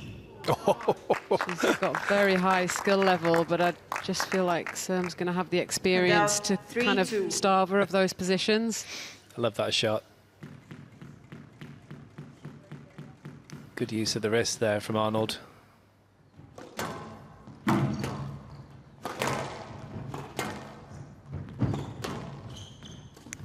But yeah, I think you're right, Vanessa. It's looking good here for France and Serme. And out 3-0. Yeah, she's just a little bit too reliant with her game on attacking and being able to be in positions to hit winners. Just needs to work on that other side of her game, the defensive side. When she's able to dominate players, she's very, very good. Down. Yeah, I think perhaps a few players are slightly higher in the rankings, a bit more robust, and wanting to play longer, more physical rallies. I think that would be a little bit tougher for Serme. And that's what Arnold needs to try and do, come out of the comfort zone a little bit.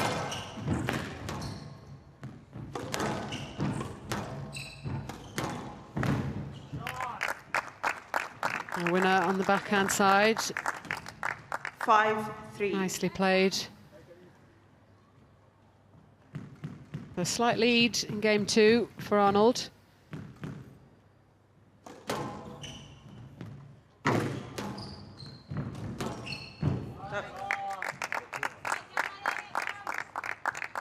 Six, 3.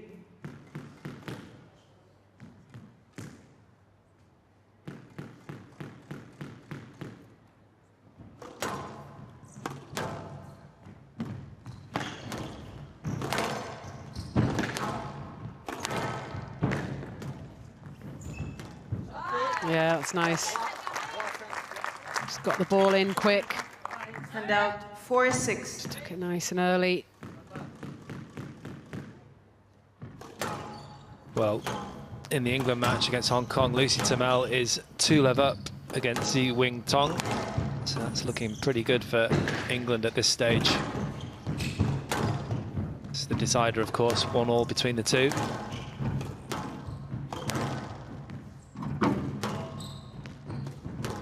Oh, that's brilliant. beautiful. She plays that really well. Really good technique there. And out 7-4. Rachel Arnold, there's a fist pump.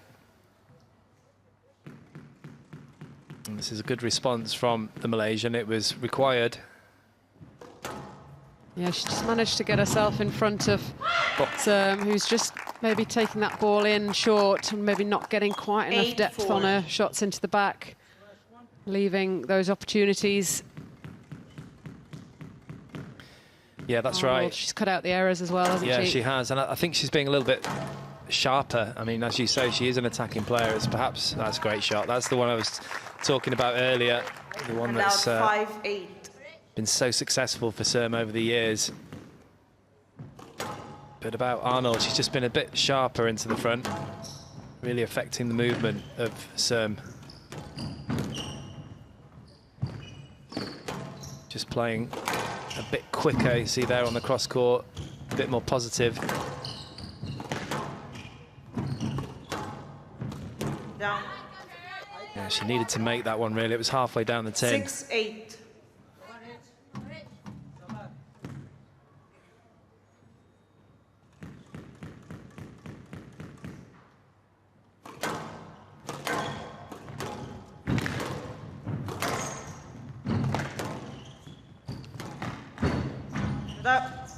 She got that. Yeah, she got that, Vanessa, Yeah, I'm sure. well, this would be very annoying for Serme if this turns out to be good, because she was in full control of that rally. Absolutely. But did it affect things afterwards? Yeah, she got it. Absolutely fine. So actually hit the ball straight back to her. She did, she did. That's what I mean. It's and it was a late call as well. It was actually starting to be advantage Malaysia in that rally. The pickup was good. Yes, let 6-8.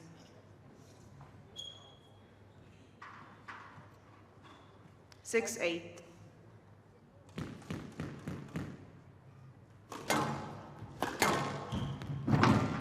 Out.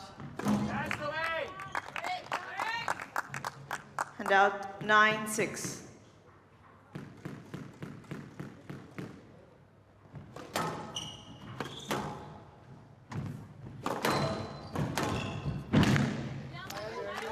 Yeah, she's just getting the line that time. And out on the backhand volley. Again, bread and butter shot for Camille Serme. Oh, that's lovely. Brilliant. She's got such a good wrist on that, particularly on the backhand side. And out 10-7. So late, and it's given her Game ball. 3 game balls here for Malaysia. I don't think there's many people that could read that shot, Vanessa, when Arnold is given that much time. Down. And out 8-10, game ball.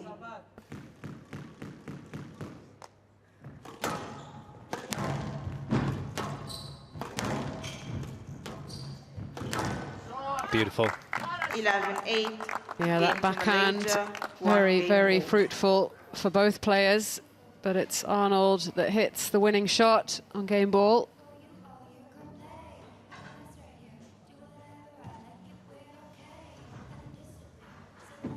So 9 minutes, Arnold takes it 11-8 and equalises 1-1.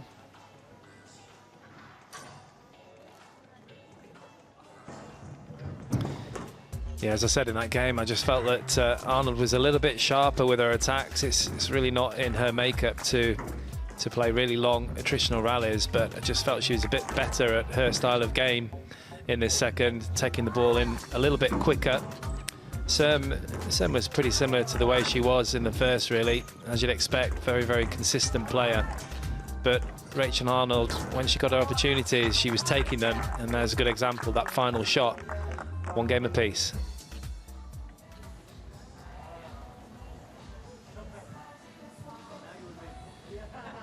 Player resume 60 seconds.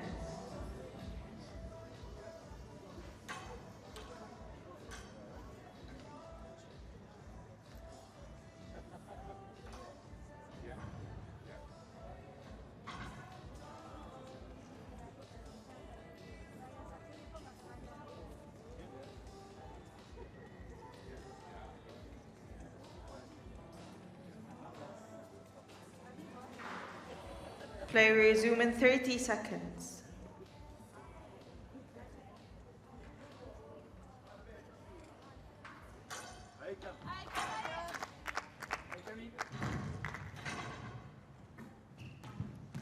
Fifteen seconds.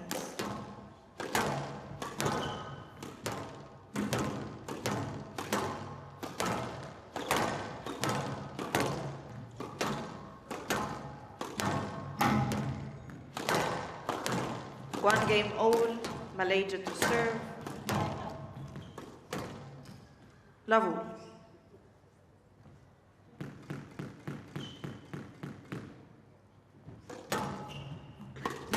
So game 3. Much better from Arnold in that second game. Expect a response here from One Camille love. Serme.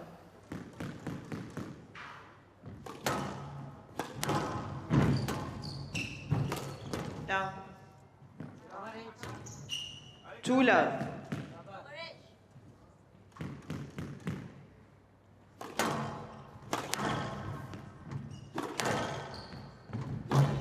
Down. Always takes quite a high tee position, Serme, but 3-love. particularly crucial on this court. Against such an attacking player as well. Fantastic start, so positive. 4-love. Well, Philippe Signoret has certainly said the right things, obviously, because the start here at the beginning of the third is exemplary.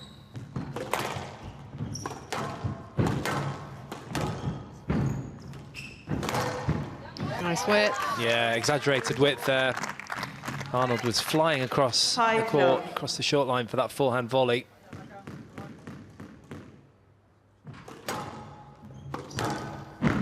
Stop. Thank you. That's a nice response. First point on the board in this Down third for 1-5. Malaysia.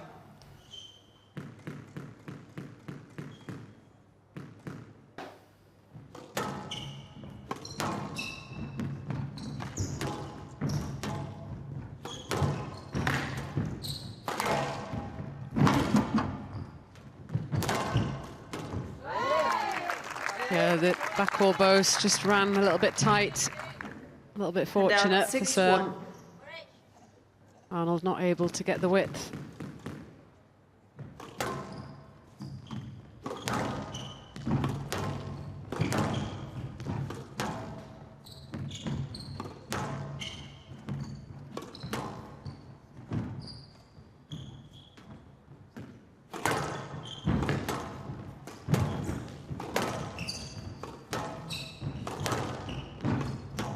Out. Well, England in a little bit of trouble now. Lucy Tamel having lost that third game And to down 2-6. Wing Tong, 11-8. So it's now 2-1 to Lucy Tamel.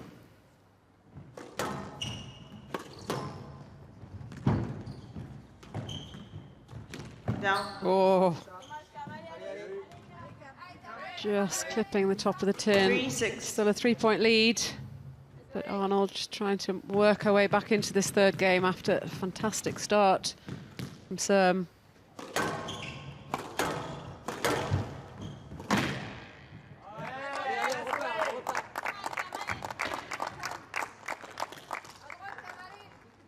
Four, 6.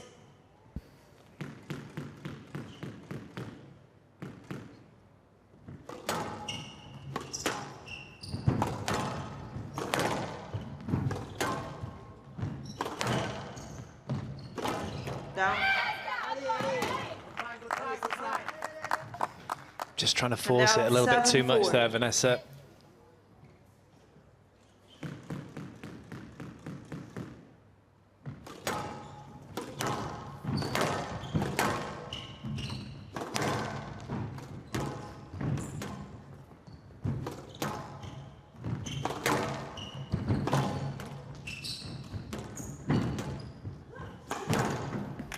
Just slightly out of reach, that one. Well, To it go for was the kill. to go for the kill, absolutely. I Down mean, she could still 5-7. volley it, but you have to defend those, don't you, when you're slightly off balance. I think during her PSA career, she would have done. Yes, let. Ooh, she's a bit lucky to get that. 5-7. There was no interference there. The ball was right on the side wall at the point she wanted to hit it. Yeah, that actually should be a no-let. 5-7. The music, please. 5-7.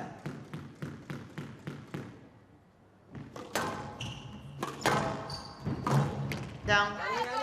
Oh, just missing by a whisker there, Arnold. And out. 8-5. A nice three-point cushion now for Serme and France.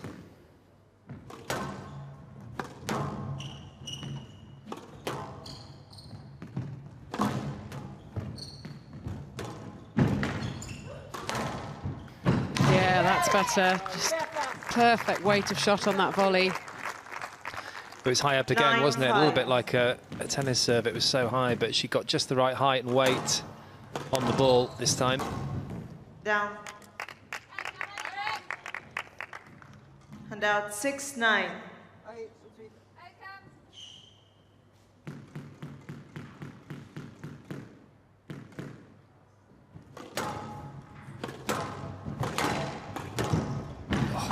So flat, that backhand volley, straight and low. Yeah, just drawing in towards the side wall as well. And out 10-6, game ball. So 4 game balls for Serme to take a 2-1 lead.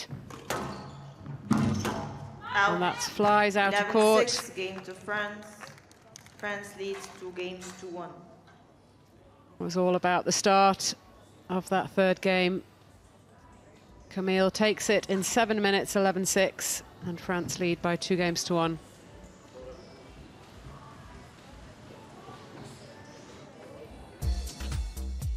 It was a pretty impressive third game from Camille Serme, but I felt like Arnold just lost away a little bit there. Just putting the ball up at the front a little bit too loose. Wrong shots at the wrong time. Playing into the hands a little bit of Camille Serme. It certainly wasn't a poor game from Rachel Arnold, but she just took a bit of a dip, and the French legend took advantage. She leads by 2 games to 1.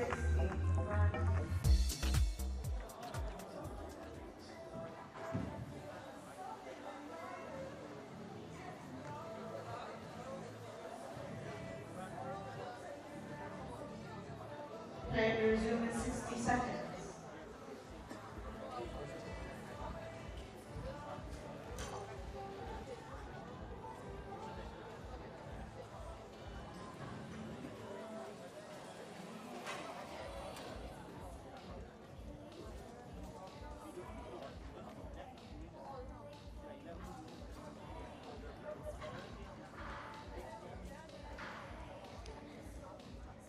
Play will resume in 30 seconds.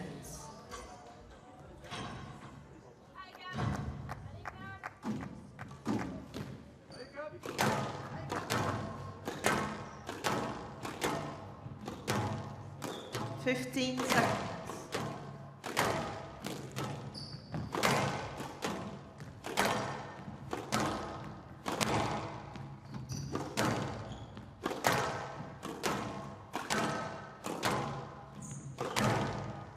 France leads 2 games to 1.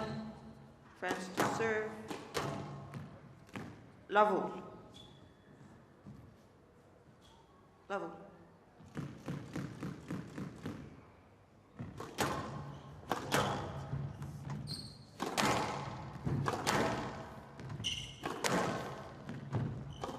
Well, Arnold certainly can't afford to allow Serme to get that kind of start again in this 4th game. No, absolutely not.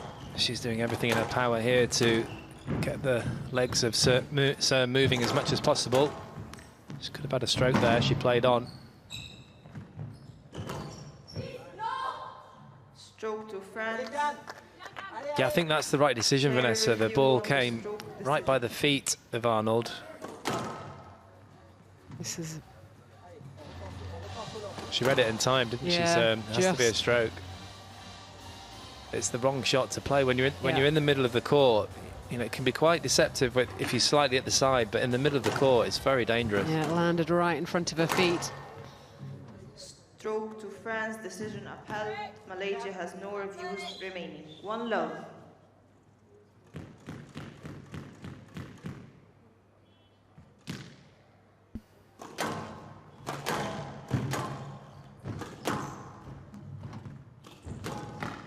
Stop. 2 love.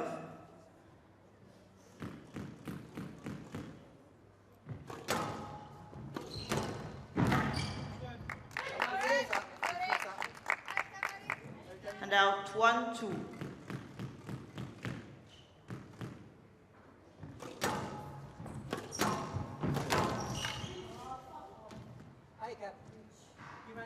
And out 3-1.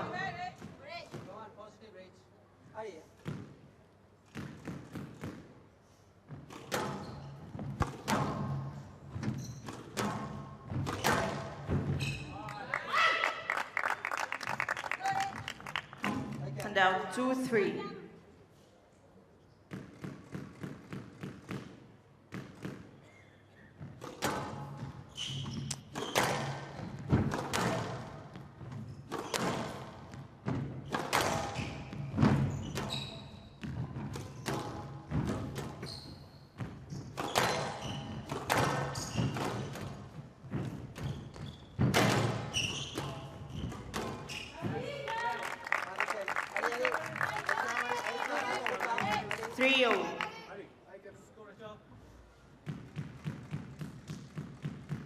Well, Malaysia have never won this World Women's Team Championships, but they have been very, very consistent over the years. Got a second place, which is their best, back in 2014, and they've had lots of bronze medals over the years. Yeah, that time in 2014, they still had Nicole David. Yeah, it was a completely different team. Nicole David might have been Rachel's sister Delia in the team, and Sure. Loie Wern at her best as well. Yeah. They actually took out Egypt. Strong team. In the semi-finals. Egypt were top seeds, I think, and then they lost to England in the final. Oh, what a shot from Serme. Got so low to that volley.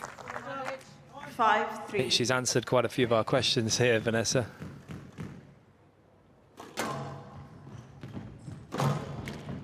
Putting in this kind of performance against a world number 24. 6-3. And I mean, there's just been some very costly errors for Malaysia. Crucial times.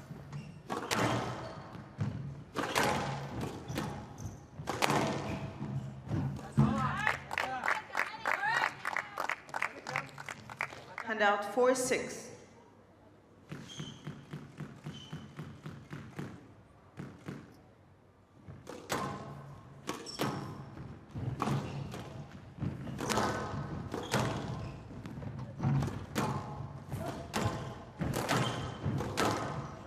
Oh, it's a brilliant shot.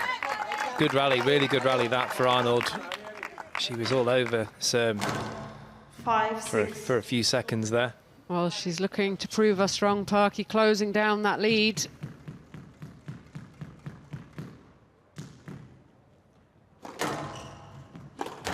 It's been a good match. It's been a fascinating match between these two different stages of their lives and careers. 6-0.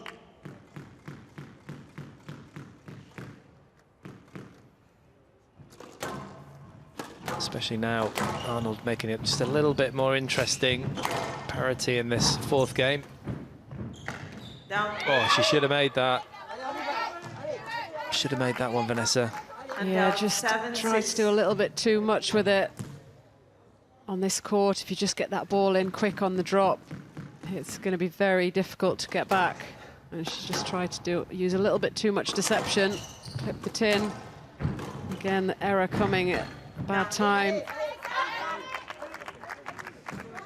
8-6. We've just had confirmation that Tong has won the fourth game against Lucy Tamel, so it is 2-all and 2-all now between England and Hong Kong. Very nervous and exciting times on that indoor glass court. Down.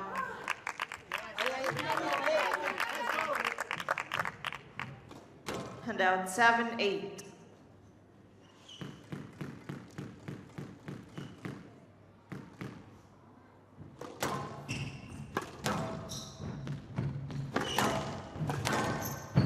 Oh, perfect line. Running in towards that side wall again. 9-7. Yeah, it was a great squeeze, wasn't it, from Serme. Just makes the player hit the ball just as it's falling into the side wall. Very frustrating. Oh, that was a crucial point. Crucial point for Arnold. Just got it Handout 8-9. just wide of Serme's flailing arm and racket.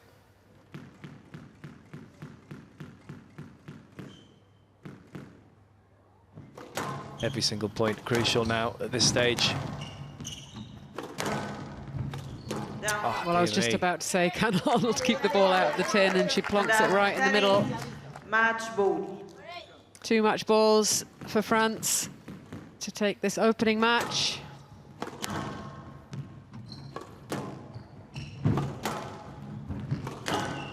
There it is. That low kill, that is a brilliant win What a finish. for the retired player, the retired legend, Camille Serme. The French team really appreciating that one. Fantastic effort. Camille Serme taking out Rachel Arnold in 35 minutes, 11-7, 8-11, 11-6, 11-8. First point goes to France.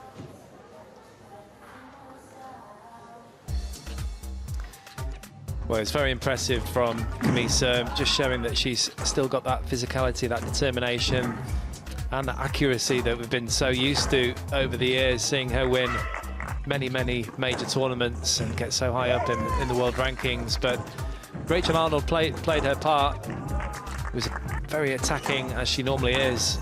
It's just finding the right balance, and also taking the opportunities when they were there, not making the unforced errors. A deserved winner, Camille Serme. Well, still everything to play for. And number one string match coming up for you in a few moments' time. Melissa Alves taking on Aifa Azman.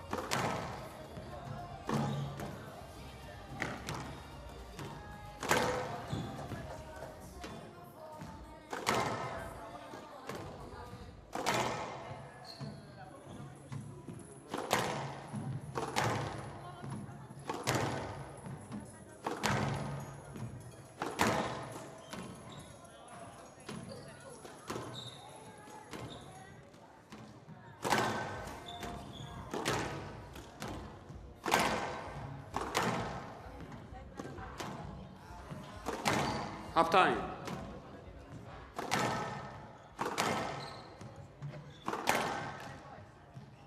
Welcome back. Number 1 string match coming up for you. France's Melissa Alves up against Haifa Azman of Malaysia. France with 1 match in hand. Camille Serme coming through against Rachel Arnold. So Melissa Alves there on the right of your screen, 28 years old, currently sat at 30 in the world. Originally from French Guiana, but based in Créteil. She's had 2 3-love wins so far against Finland and Taipei, and then a 3-1 loss to Japan's Watanabe in the group stages. And this is her 2nd appearance at the World Team Championships.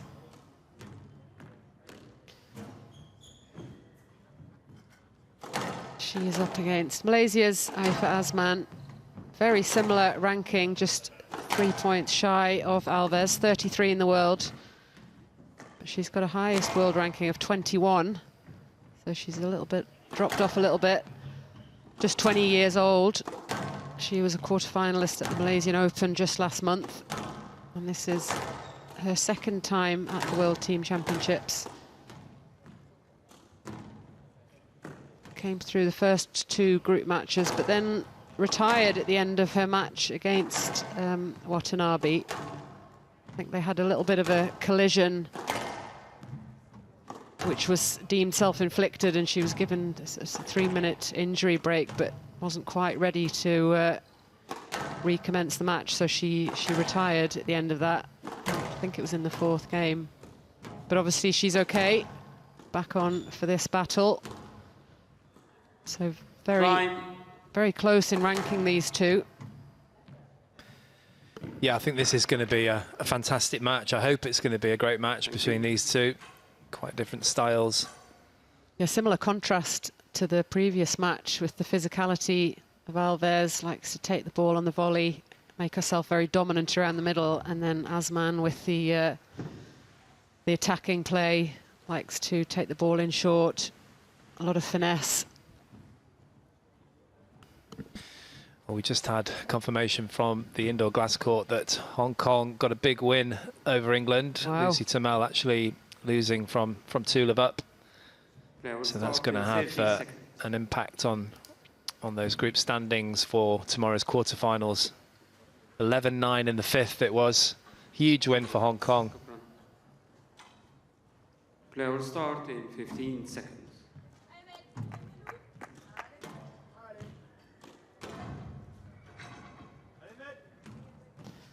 Well, that means the winner of this match, or this, Pool D match. not this necessarily this string, but this whole match, will play against England. Haifa Azman of Malaysia to receive. So 5 games. Level. Which is a tough draw for for a quarter-final. Certainly is. But all 4 of these teams, very, very close. I'm not sure there is necessarily a good draw. Very little in it. Yeah, quite evenly matched.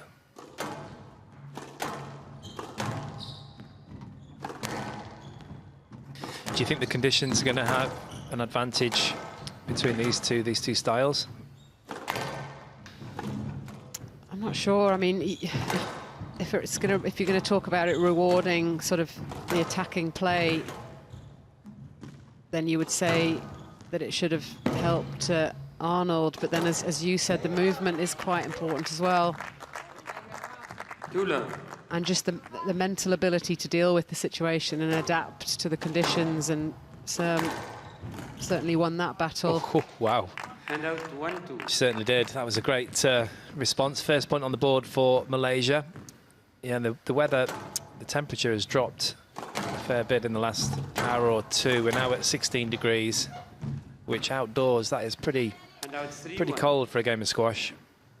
Yeah, in terms of playing styles, I would have thought it should favour Azman, but it's all about who puts it together and who deals with the situation.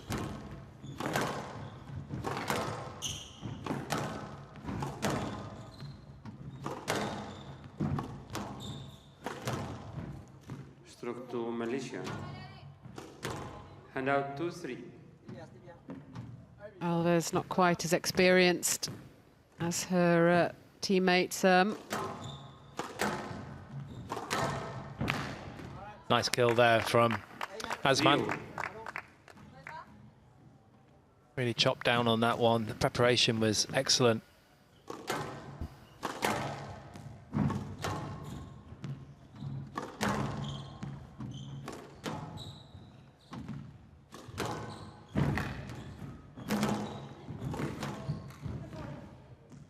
Stroke to France. Hand out 4-3.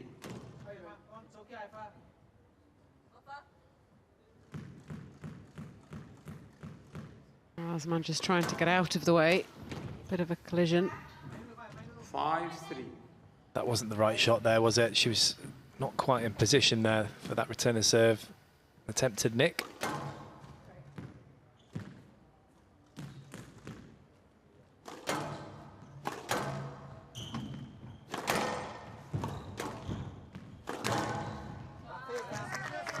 Well, that was quite Serme-like, that backhand kill from Alves.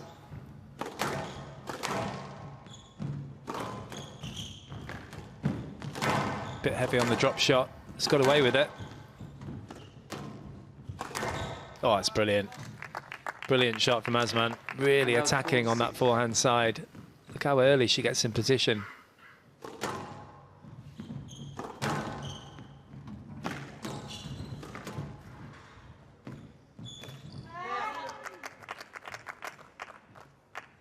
Hand out 7-4.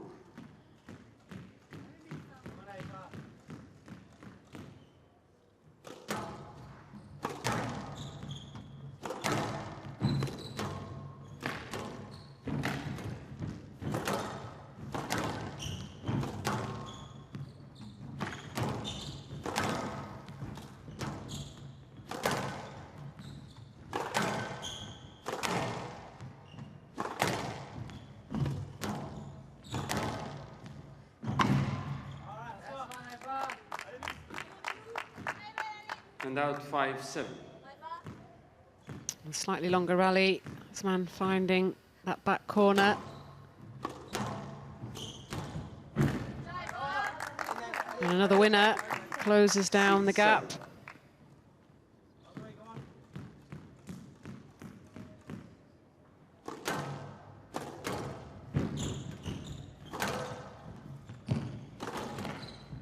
That's a brilliant shot from the back of the court. So difficult to execute. 7-0. Used to be called the Aussie boast, but it's evolved, that shot. Yes, left. 7-0. A very skillful player, Azman. Yeah, Alves just lost a bit of accuracy, and it's allowed Azman to attack the front, get a few winners. There's the error, though. This is what we saw from Arnold towards the end of the first. Yeah, these attacking players just can't help themselves, can they? And sometimes it's better to just batten down the hatches, at least for a few minutes. 9-7. Just need that balance of the two, the attack and the defence. She read that one, Alves.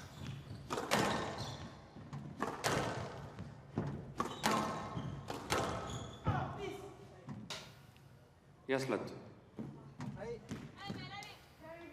Player review, Malaysia. I'm not sure that she's going to get much from this review. This ball sort of goes into that front of service box area.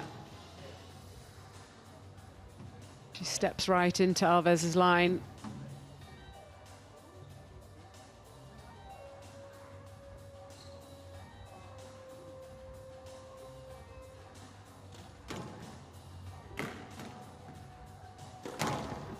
Just a bit of a clip on the heels, wasn't there, from Alves's toe into the heel of Azman. She was trying to get through. Decision upheld. Malaysia has no review remaining. 9-7.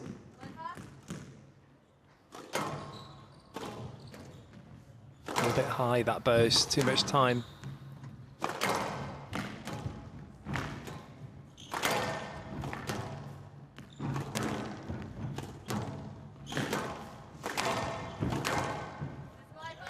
No let.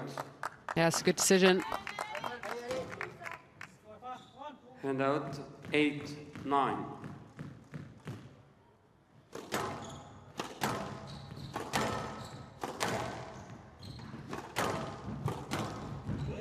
Yes, let. 8, It's getting 9. a little bit tense now, Vanessa. The business end of this first game. Some crucial exchanges going on now between these two. Oh, she's clipped her. Stroke to Malaysia. Player review France on the stroke decision. Alves didn't even flinch. Tough as old boot she is. I mean, that's got to, I think she cracked her on the shoulder. Yeah, It's got to hurt. got to be a stroke. Yeah, and to rub salt into the wounds is pretty quick. It's an Stroke obvious to Malaysia, decision. Decision upheld. France has no review remaining. Oh, Alves trying to get on the volley and keep the pace high, but she's just got to watch her accuracy. Just goes a bit scrappy at times.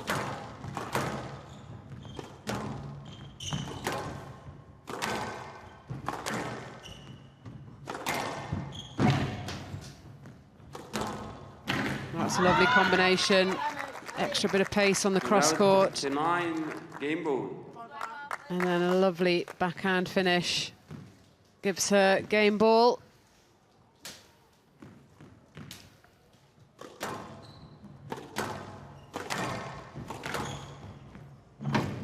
Yeah, good width and depth there. I could see as soon as that ball left the strings of the Malaysian, it was going to be difficult. Just floated dangerously into that back left. No, I didn't say 3. I just said every player has 1 review available. So it's the all PS arrows? Yeah, we all yes.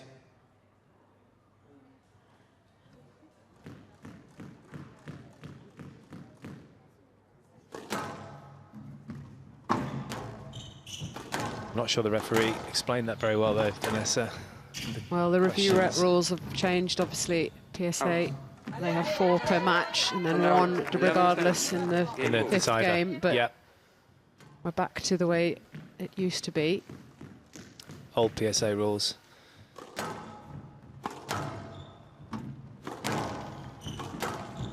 Pickups not included in the reviews either.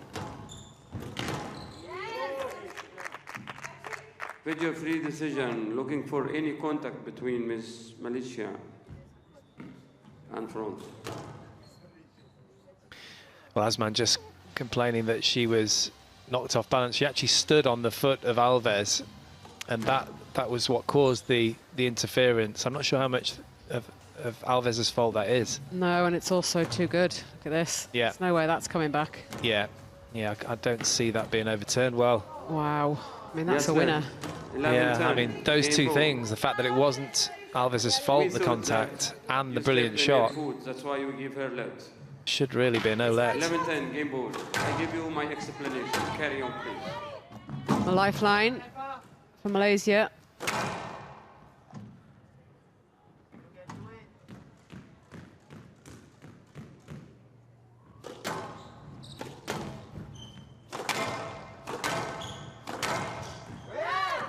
No let.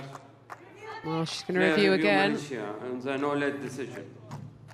And I don't think this is a let either, but who knows? You know? Wasn't that on second It looks like a let glance? on that angle, Yeah. but I think everything does from there. Yeah, true, but that wasn't a very tight shot, was it? Had it been a bit Just, tighter, yeah, a little bit narrow. yeah. I think this is worth a let ball. She's pretty quick, Azman. Yes, let. Decision overruled. Malaysia has 1 review remaining. 11-10. Game ball. Well, 2 successful reviews for Malaysia. Oh, Oh, wasted. 12-10. Game 2 France. Again. After all that. France leads. One game That two. serve was, again, Serve enjoyed that one. just floating into that side wall. 12-minute first game. Alves takes it in the tiebreak, 12-10. France leading by 1 game to love.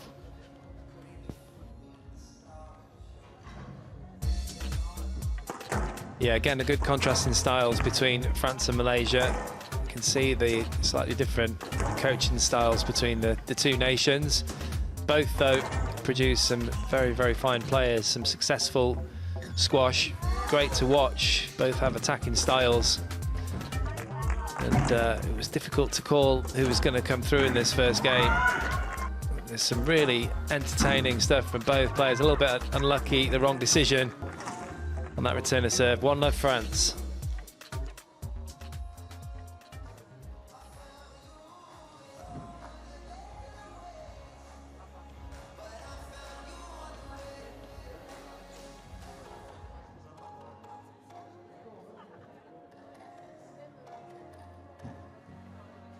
Play will resume in 60 seconds.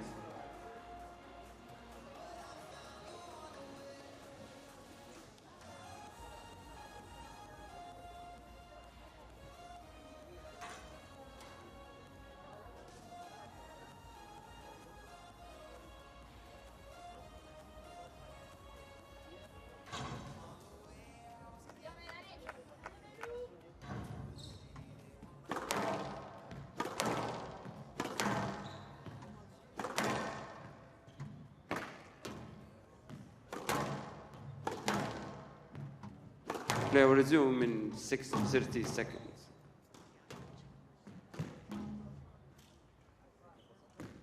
France leads 1 game to love. Love all.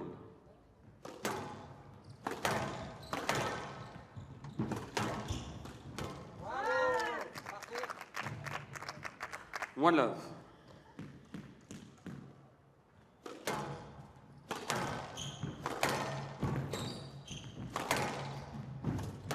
We'll be expecting a response here from Azman and Malaysia. That's a brilliant flick.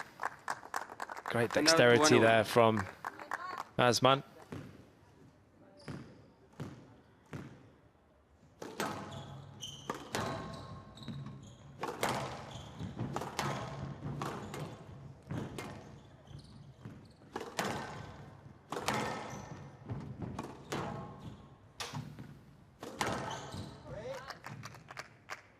And out 2-1.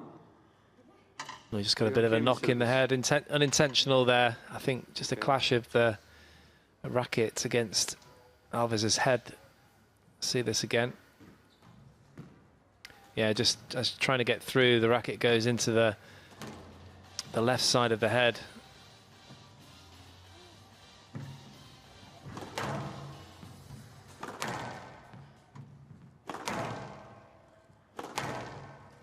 And out 2-1.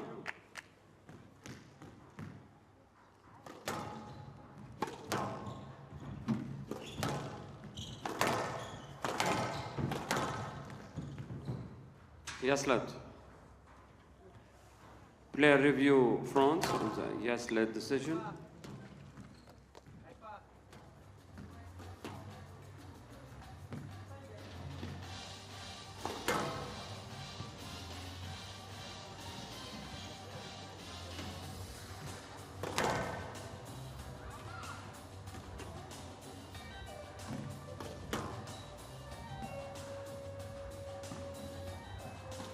I think this is a simple let, Vanessa.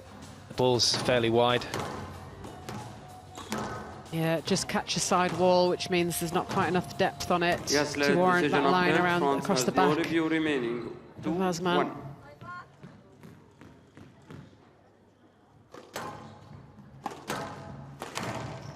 Oh, that's lovely. Great line. Really was. Just the right 3-1. pace, wasn't it? Second bounce into the nick. Or falling into the nick area. You could see that wasn't coming back straight away.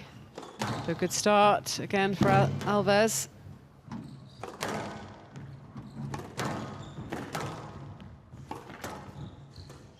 Oh. And out 2-3.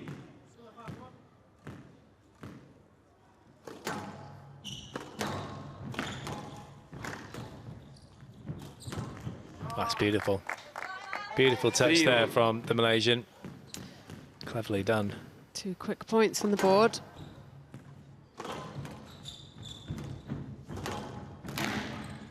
Nicely straightened.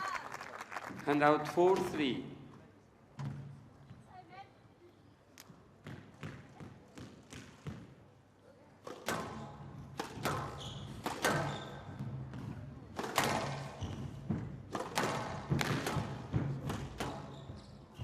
Out. Hand out 4-all.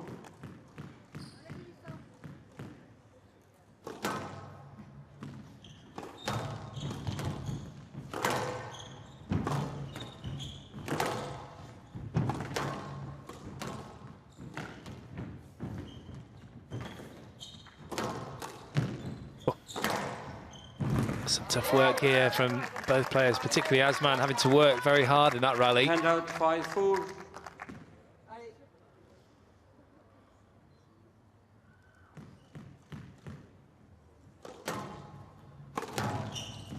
Stroke to France. Just a bit 6-4. untidy, wasn't it, the technique on that return to serve.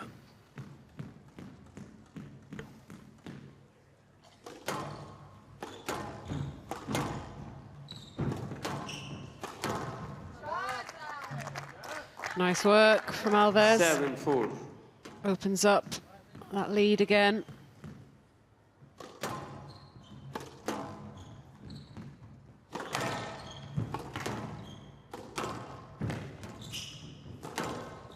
Yeah, that's well done. Not that. She played through the interference. 8-4. She did, and even though the ball went very loose, Azman was flying off to the left. There's no chance of a let at all there. I don't think Alves would have got a let. She'd taken slightly the wrong line, but was just able to adjust. And took Azman by surprise, I think, that she played it.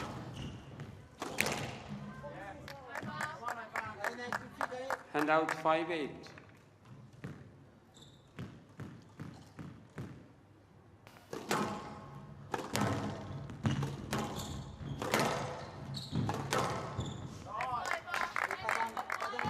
Six, 8.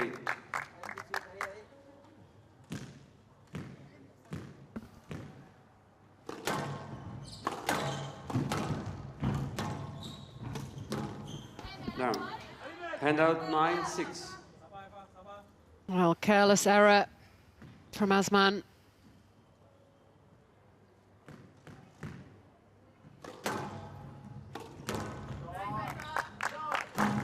Hand out 7-9.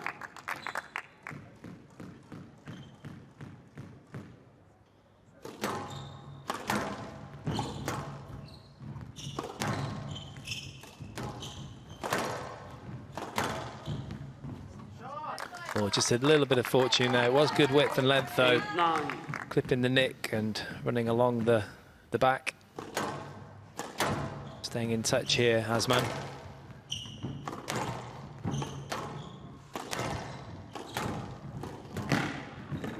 Oh, just lost her footing. I'm not sure that was anything to do with Alves again. We'll see. No, that's sort of causing your own interference, isn't it, by initially going in the wrong direction. Here she moves off to the left first. There was a clash of feet, but it's not really Alves' fault. You see here, left foot of Azman going into the right foot of Alves. There is contact, but it's not Alves' fault. Yeah, it's a good decision. No let. Hand out 10-8. Game ball. Gives Alves 2 game balls for a 2-love lead. Oh, what a shot. Well, That was inspired, wasn't it? Great reactions there from the Malaysian. Game ball. well, these are the winners that she's capable of, but can she keep that error count down when it counts, when it matters? Oh, beautiful. Oh, it doesn't matter because it's a winner. Brilliant from Alves. 11-9. Game Fantastic to winner France, from France Alves leads. there. No, 2 games to absolutely love. no doubt. That was never coming back from her opponent. So after 22 minutes, it is a 2-love to France.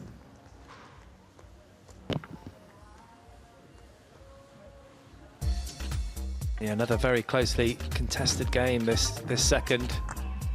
Both players trying to dominate with their styles of play, and neither could really. It's so evenly matched, and there's some fantastic rallies to see between these two. just a battle of wills, really, and stubbornness and determination.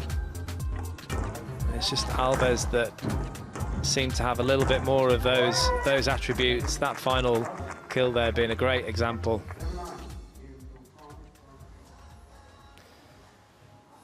Well, just a bit of icing, I think, to the blow on the forehead.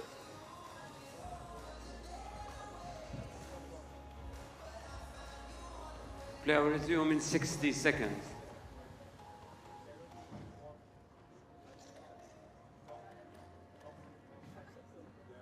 You can just about see there is a little bit of a bruise there, but I think she'll be okay.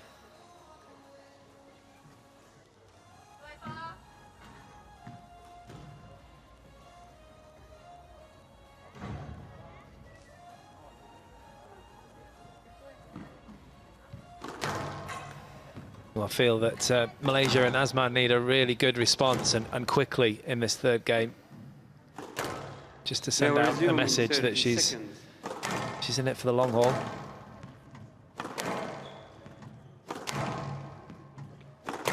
Seconds.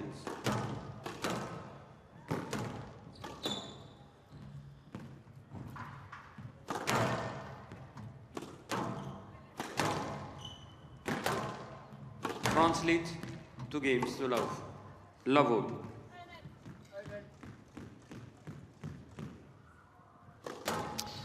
Well, here we go. France leading by 1 match and 2-love in this second rubber. Oh, was that not a double bounce? Looked a bit dodgy, that, Vanessa. I thought it rolled. Hand out 1 love. Oh, she got it. She did first bounce, but anyway, we move on.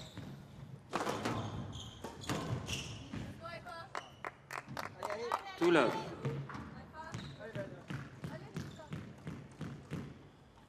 Well, we said that Azman needed a response, and this is a good start for her in this third.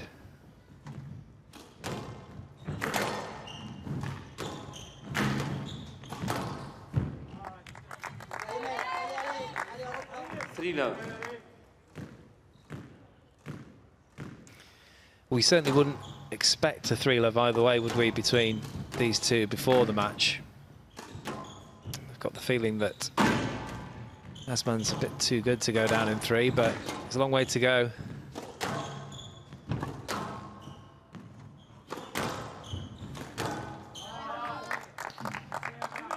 Yeah, she seems to be taking advantage of a slight drop off in the temperature of the ball. It just softened.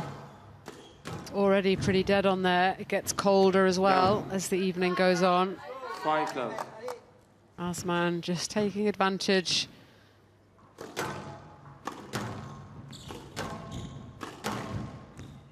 Yes, love.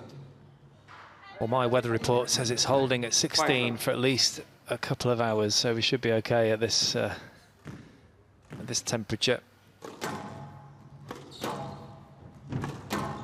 Out. Hand out 1-5.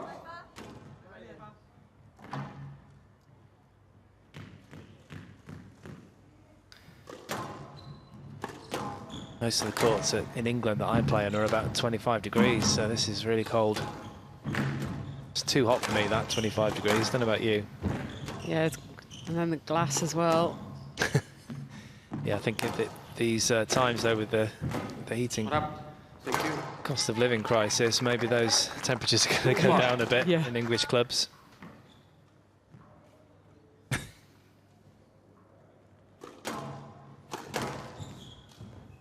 Oh, lovely. 3-5. Just snuck it above the tin. Working our way back into this third game.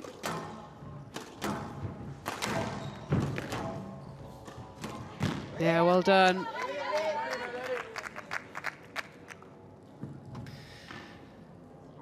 Four, 5. Azman just looked like she was struggling a bit with her shoulder there.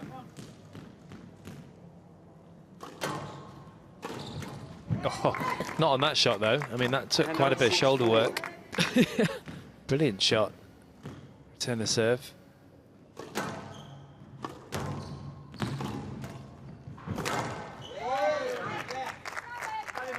Yeah, it's clever from Alves, just coming in at slightly open stance angle and able to flick it straight.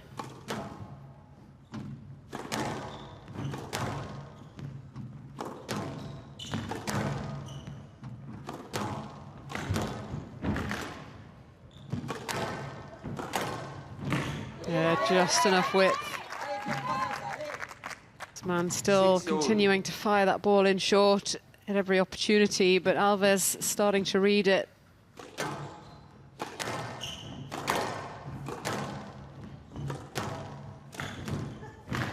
It just becomes a little bit predictable. Hand out 7-6.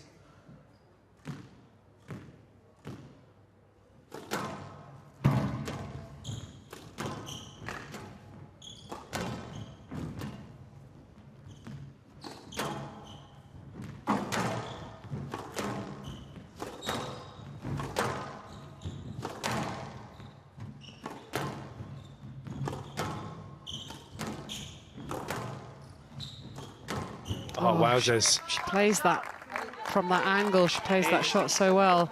It's incredible. Off the side wall. Short backswing, isn't it? It's very difficult to read as well. She gets it so consistently a millimetre above the tin. This has to be a stroke. I think that's a good decision. I thought there was a bit of room there. On second thoughts, just cleared enough. Sometimes on first sight, you just see the loose ball. 8-6. Left, yeah.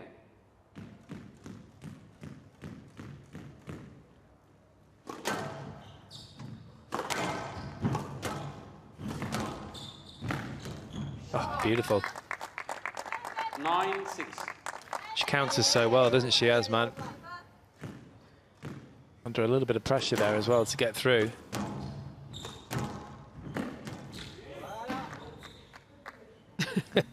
Well held.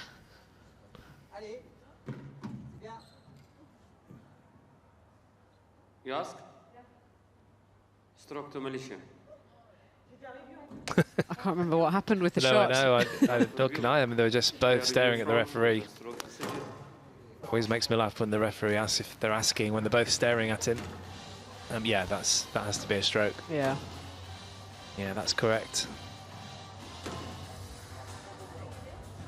It's quite surprising that Azman can take Alves out.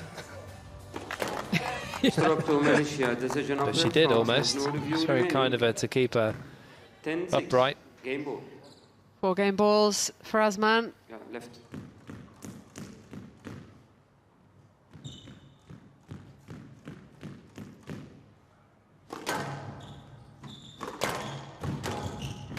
Wrap. 11-6. Game 2. Closed Malaysia. out nicely. France leads 2 games to 1.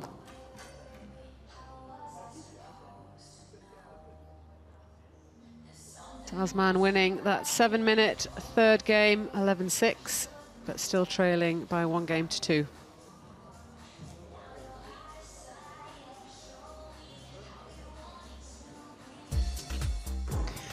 Well, we're expecting a response from Malaysia. We didn't think that this match could be a 3-love as much as Alves wanted it to be, and France.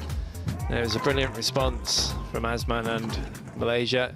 She's using all her dexterity and her cleverness around the court and her skill. Still not easy though. Alves putting in everything to try and win in 3. But Azman keeping Malaysia's hopes alive in this tie.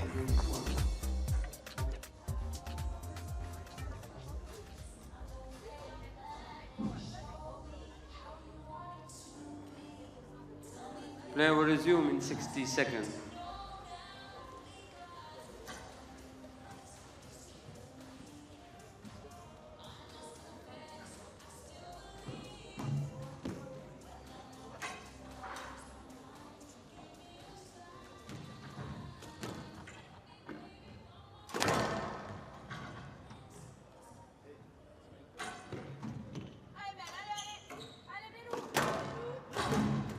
Play will resume in 30 seconds.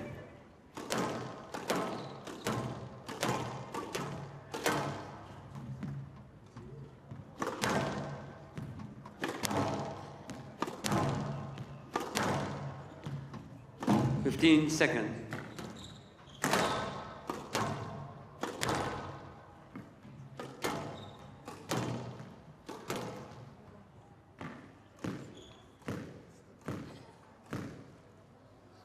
France leads 2 games to 1. Malaysia to serve.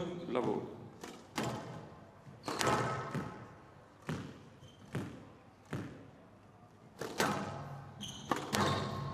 Well, I'm sure both teams are now aware of the result Down. of the indoor Down, glass down. court, and obviously what that means in terms of their quarter-final. I'm sure that they both just want to come out of this on top, though, just no matter what. There's not a huge amount of difference Stroke to Malaysia. between playing England and Hong Kong. Obviously, it went right down to the wire. Hand out 1-0. Yeah, absolutely. I think you're right.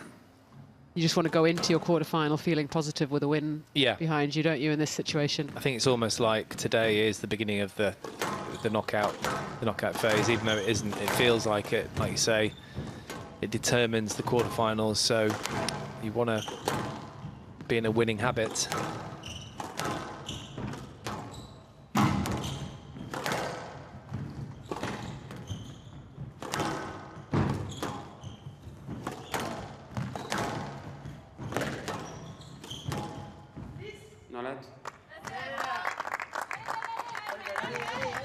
Yeah, I think whoever England play of these two nations, it's going to be a tough quarter-final for both sides.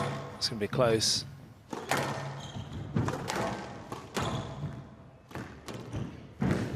Well, if Alves is able to win this match, then it will be England-France, and they've played each other a fair few times in certainly European level. Just a few. Huge rivals. 3-1.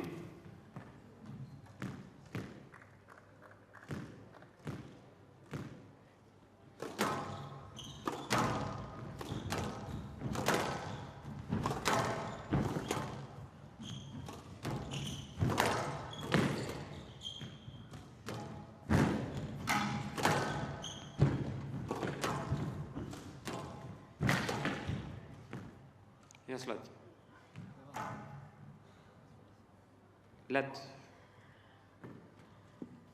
3-1. Player review, France. Alves reviewing. Yes, let decision.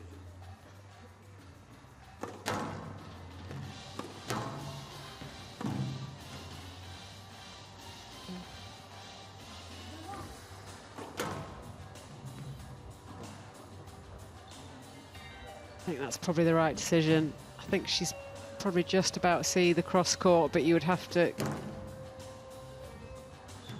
I think. I'm just worried about the follow through. That's all. A little bit. Well, that would still be a let, though, dangerous. wouldn't it? Yeah. Yes, let decision upheld. France has no review remaining. 3-1.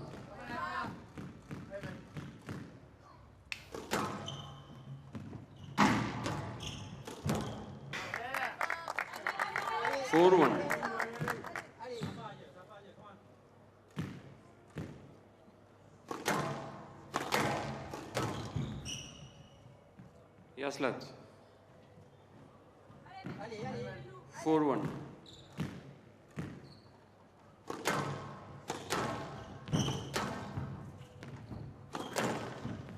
Yes, let 4-1.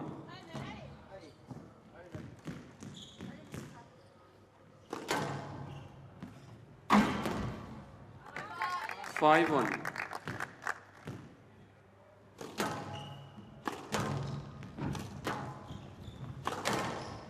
Stroke to Malaysia. 6-1.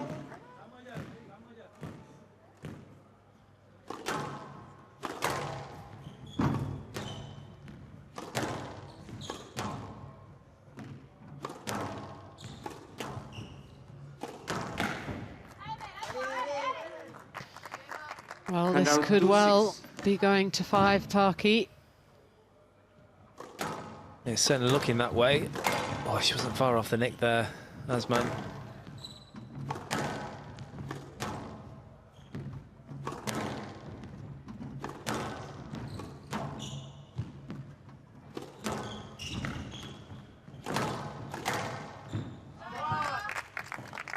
And out 7-2.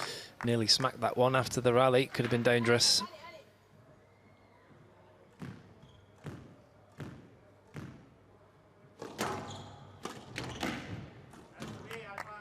8-2.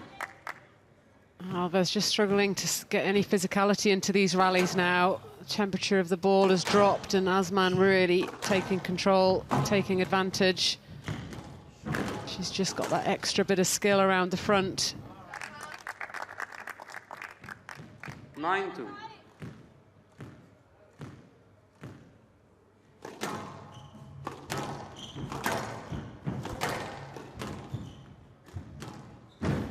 Oh, that's a beautiful shot. Well executed there from Alves.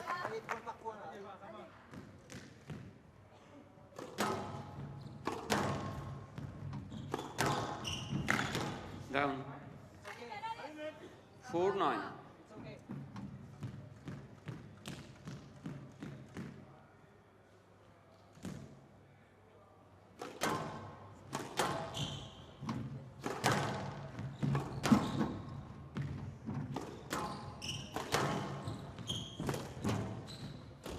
Down.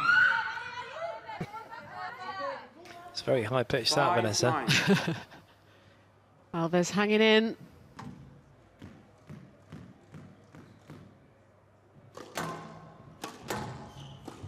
Down. Oh, that's careless. And out in 5. Game ball. 5 game balls for Malaysia. It's hotting up here on this 10-5. very cold court. Yeah, it's been very quick, this fourth, hasn't it? And that's all to do with the cold ball, short rallies, which is benefiting the Malaysian.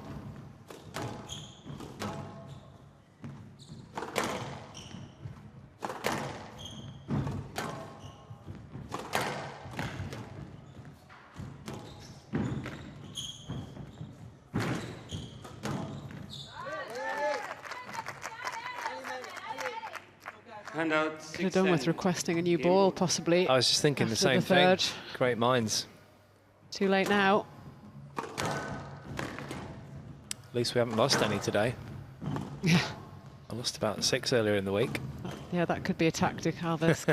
To launch that ball over the front wall. 7-10. Game ball. Might get red carded.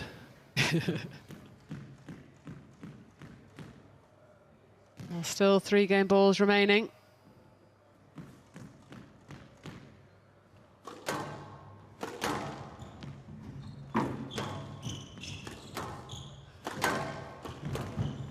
Oh, 11-7. that was very Game clever. to From Malaysia. behind herself, 2 on the games volley, all. just completely wrong footing Alves.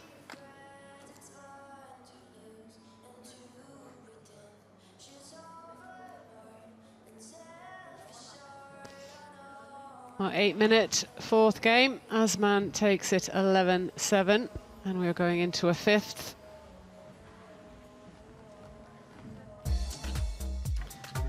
So Azman looking very, very sharp in this fourth game. I think the quickest game so far. She was all over the volleys. She was anticipating tremendously well, showing her great dexterity. Alves trying to do her best to take the ball early and keep putting on the pressure. But there, brilliant wrong footing shot from Azman. 2 games apiece.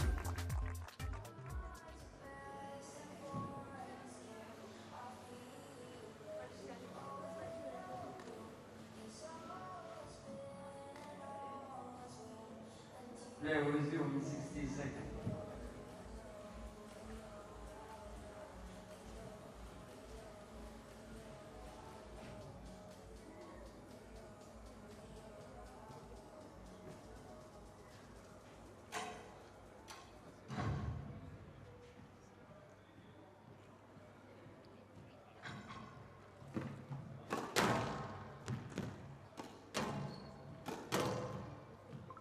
Play will resume in 30 seconds.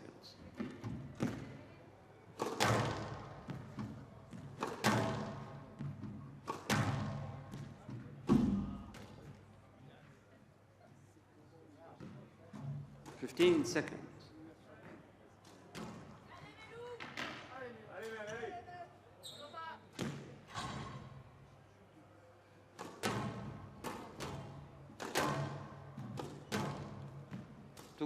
two games all. Malaysia to serve. Love all. Call it, Vanessa.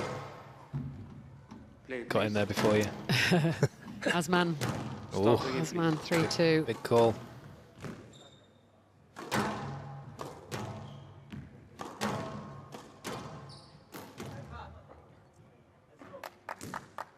Certainly got the momentum. Start of this fifth, crucial. Love all. She gets a lead, gets a bit of confidence.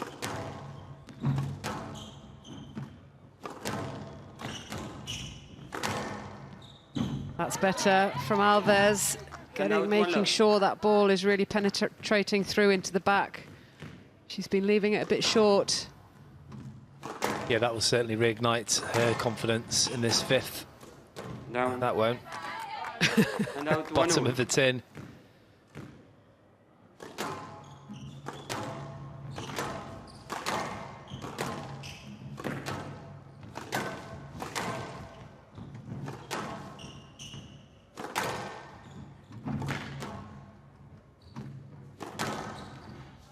Lovely shot again.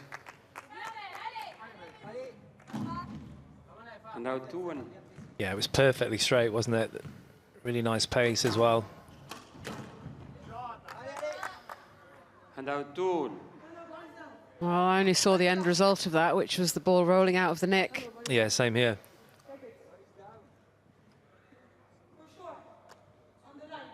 Have to have another look. Can you please play that, please, for me? We cannot check. We cannot check. We cannot review. We cannot review the thing. Play let, please. 2-1.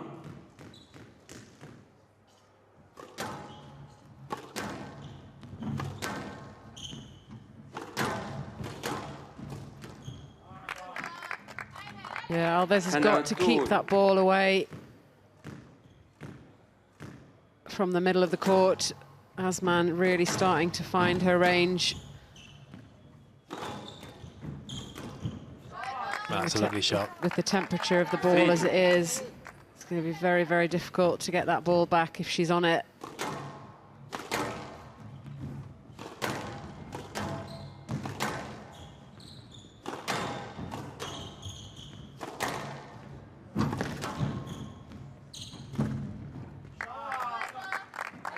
Four two.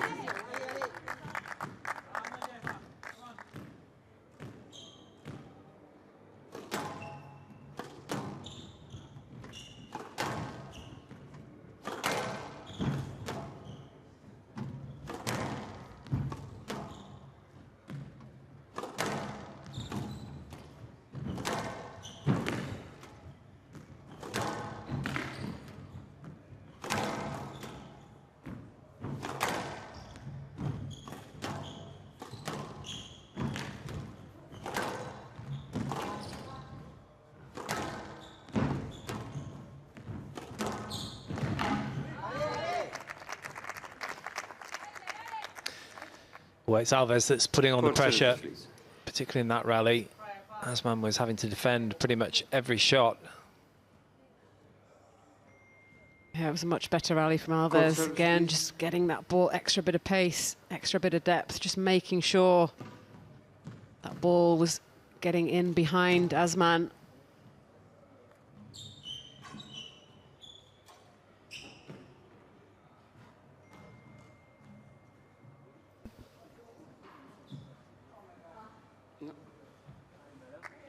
Oh, he's come on with the wet mop.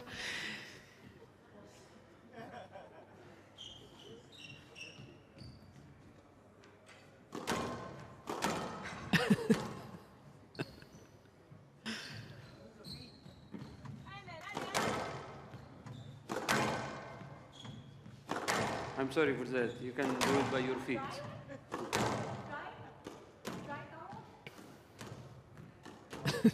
The court cleaners managed to make the court worse than it was before.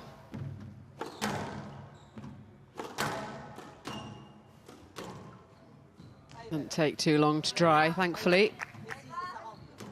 And out 3-4.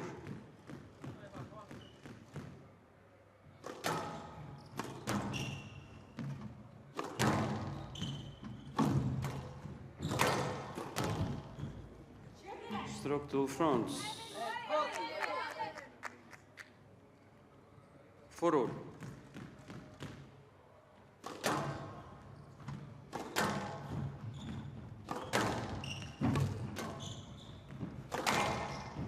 Yeah, that's good. 5-4. Just injecting that extra bit of pace, making sure it was straight.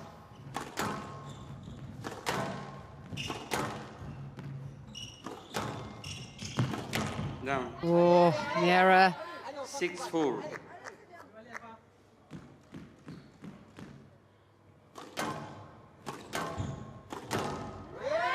Just too loose from Malaysia. The 7-4. French team really getting louder and louder now, giving full support to their charge. 3-point cushion now for Alves.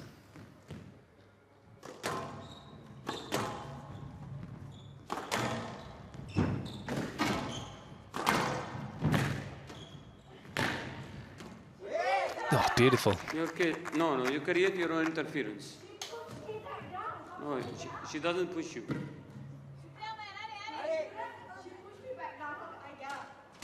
I will not check anything. You create your own interference. 8-4. Well, she put her hand up for the review, but she's deciding not to press the matter further. 8-4.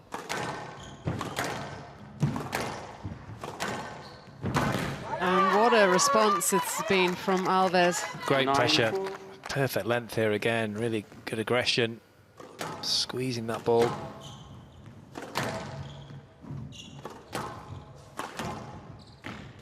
Oh, beautiful touch. It's a little bit of And out. wrist and 5-9. beautiful feel there from Azman. Just to caress that ball in. Down.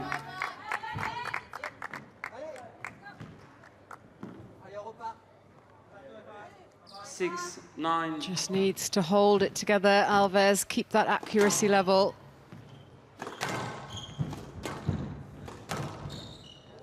Yes, left. 6-9.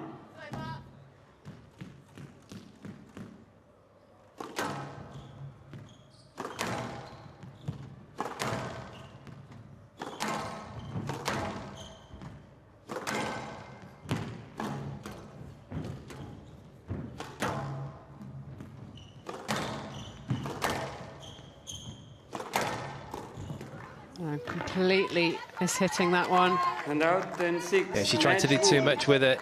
It's 4 match balls now for Alves and France. Just should have just tried to tap that one in rather than use the wrist. Just keep it as simple as possible, especially in these crucial moments.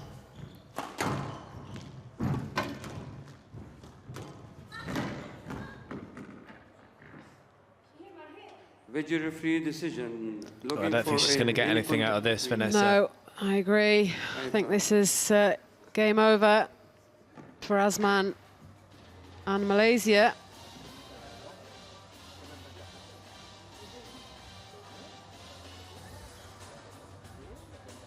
Yeah, there's very little interference actually, and there it is, confirmed. No let. 11-6 match to France. Alves playing a fantastic 5th game. 12-10, 11-9, 6-11, 7-11, 11-6. Coming through for France. Alves takes that match in 51 minutes. 12-10, 11-9, 6-11, 7-11, 11-6.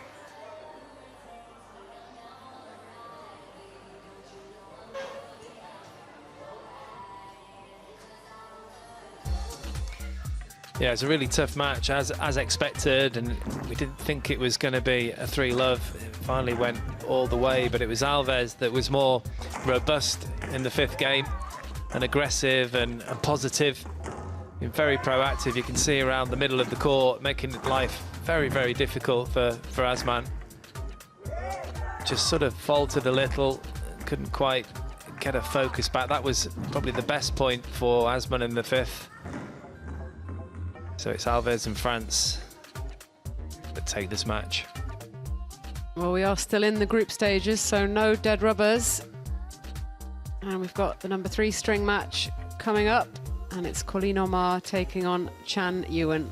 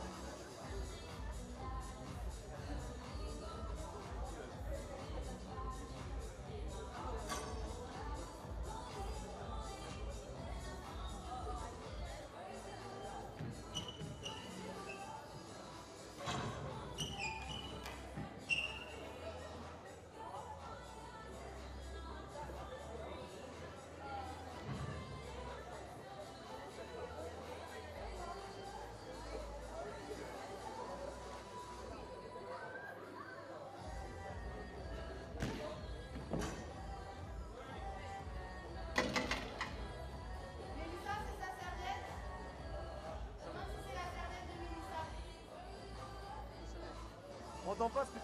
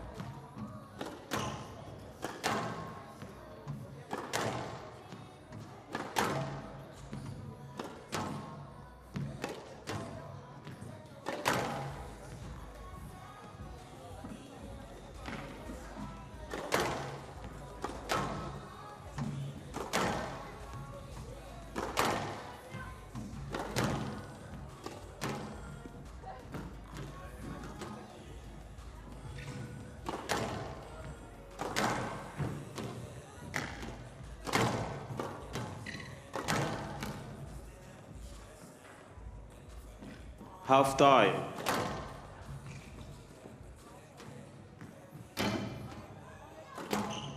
Welcome back. Three-string match coming up for you between France and Malaysia. Colleen Omar taking on Chan Yuen. Nothing really riding on this match, France having won the first two.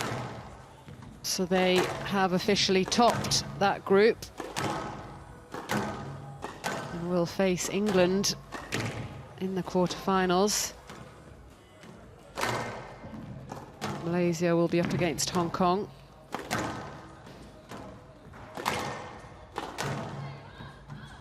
But both of these players, I'm sure, will be looking to have a decent hit on this glass court.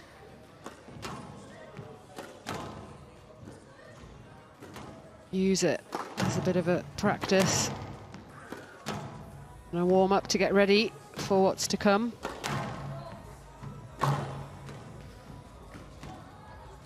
So Colleen Omar there on the right of your screen.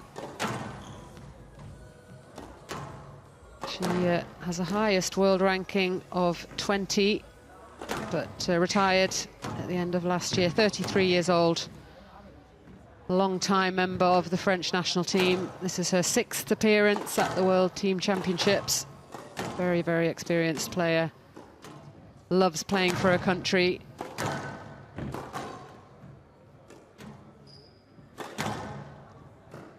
And she is up against Yuen Chan of Malaysia, sorry.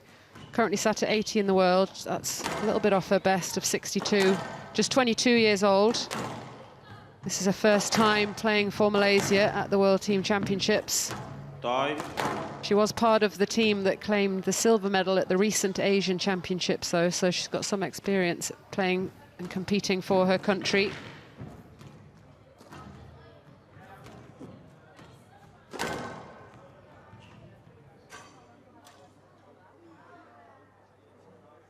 But it's a bit of a strange situation, isn't it, when you're playing for your country and you play what is essentially a dead rubber. You don't want to really go to the bottom of the well physically, but you still want to have a hit and, you know, get a good feel for the court, get yourself ready for the quarterfinal. Well, absolutely. I remember when I was playing for England in, I think, the second opportunity we had to win the World Teams in '97, and Del Harris had, I think every match he played was a dead rubber. So we were actually conspiring for him not to get a medal because he hadn't put in. But he did get one. But he just fell that way that every single time he actually played the dead rubber. That would actually be quite frustrating. Yeah, it didn't really play in any sort of important matches, pressure situation, but a very important part of the team, obviously. Match, Omar of France to serve, Chan Yuen of Malaysia to receive. Best of 5 game. I didn't really enjoy playing dead rubbers.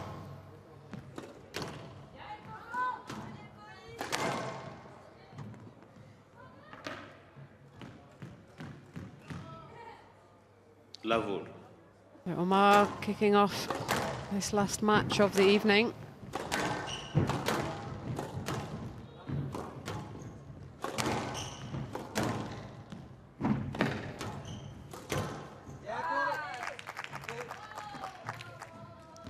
One love.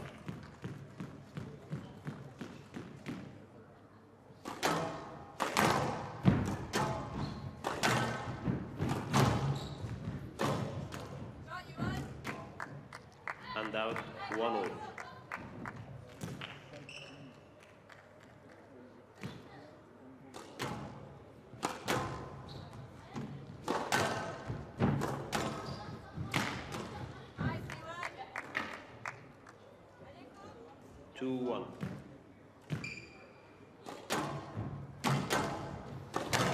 Well, a little bit similar to the Serme match, the form a little bit unknown. Omar obviously very experienced. And out 2-0. I'm sure has been back in training for this event. She's got a bit of taping on that around the left calf. Sure, that's just a bit of prevention. And out 3-2. Well, the injury definitely did play a part as well with Omar in her retirement. Started to really struggle those last couple of years. Down. And out. Well, it's just so tough in squash, as you know. You just can't hide, can you? This sometimes brutal game.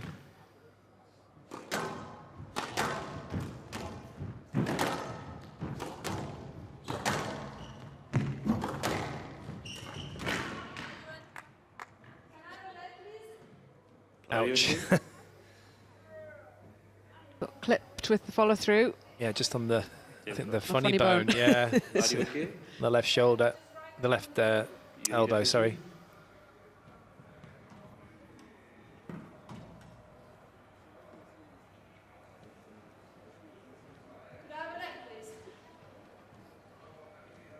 No let. Do you think that's a let, or is she too far away from the ball? I wasn't watching the ball there, I was watching the contact. Yeah, I think the ball was a long way away. Hand out, fourth, hand out. Hand out, fourth, hand out, 4-3.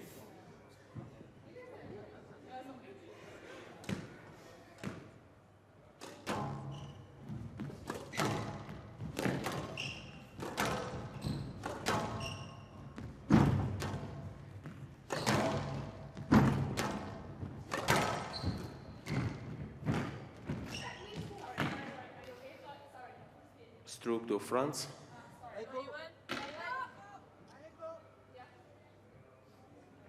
Hand out, 4-all.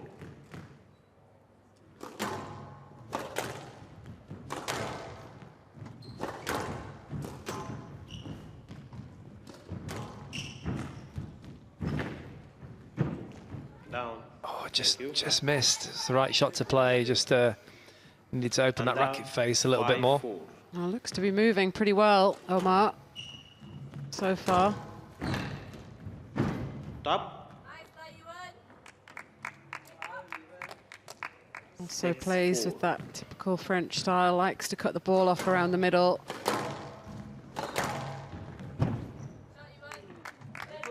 Flies onto the volley. 7-4.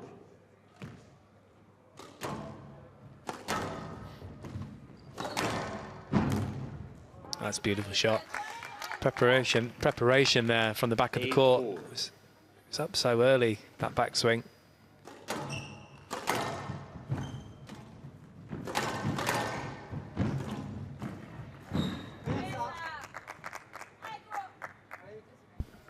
Hand out, 5-8.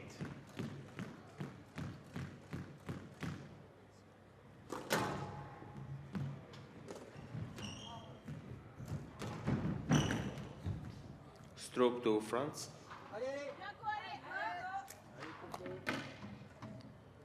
Six, 8.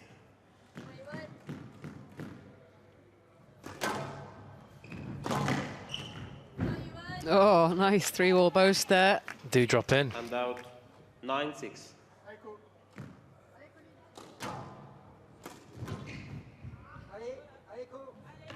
Hand out, 7-9.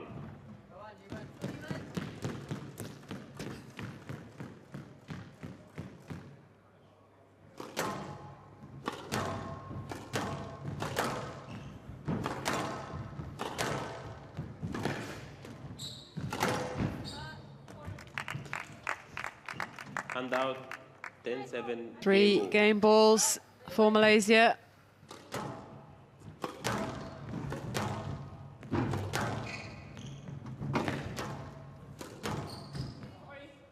Yes, let. Yes, let. Official interference. Yes, let. 10-7, game ball.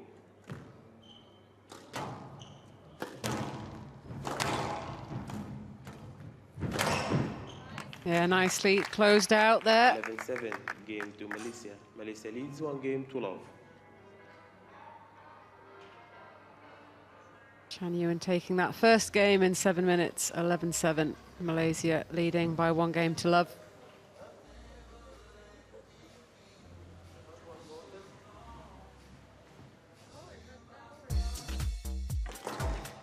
Well, a difficult match to play, as we were saying. A dead rubber, always tough, but you've got to get out there and to keep your spirits up and keep your form good. Ewan was the one that was just a little bit more sharp around the court, anticipating volleys, looking to try and express herself, as we saw on that 3-wall boast. And Omar couldn't get off the court quick enough.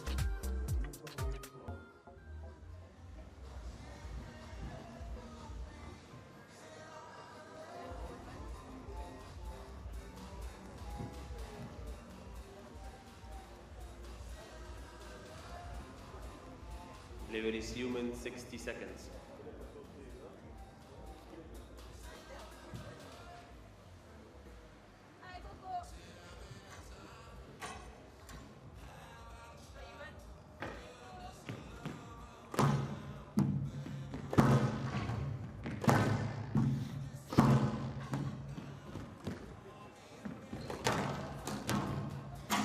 Interesting knock up there. Omar. Level is human, 30 seconds.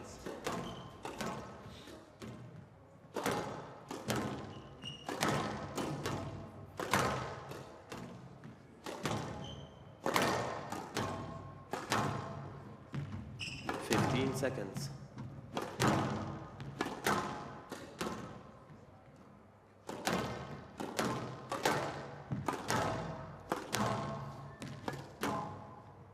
Malaysia leads 1 game to love all.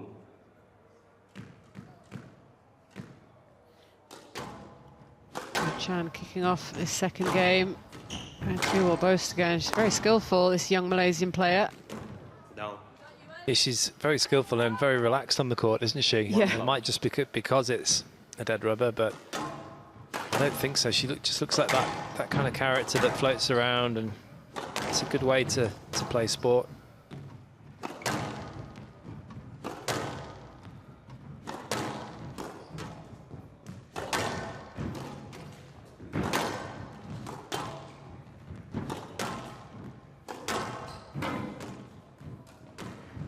Yeah, it's a lovely touch from Omar. Got herself into a great position there. Very well balanced.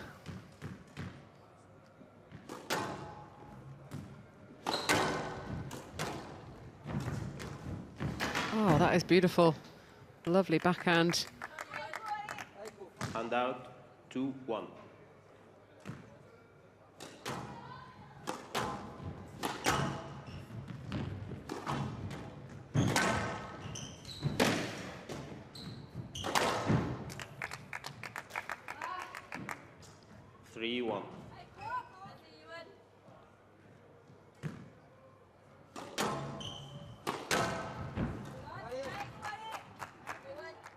Hand out, 2-3.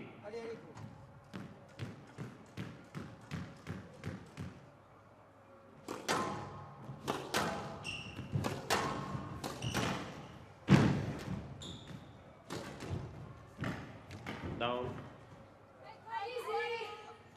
Hand out, 4-2.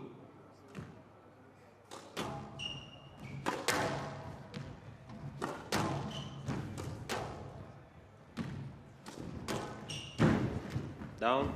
Just clipping the tin again. Down. That was definitely down. 5-2.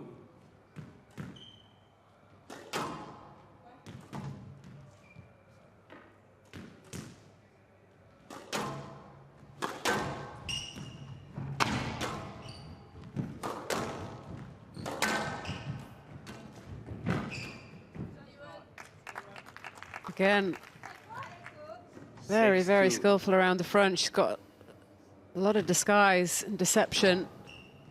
And she's got a bit of time on the ball in the front. Difficult to read.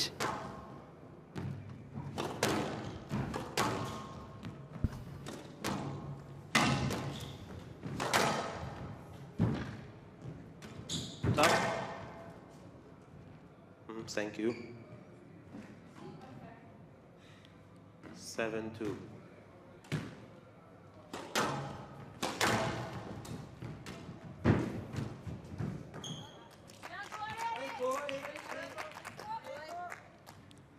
Hand out. 3-7.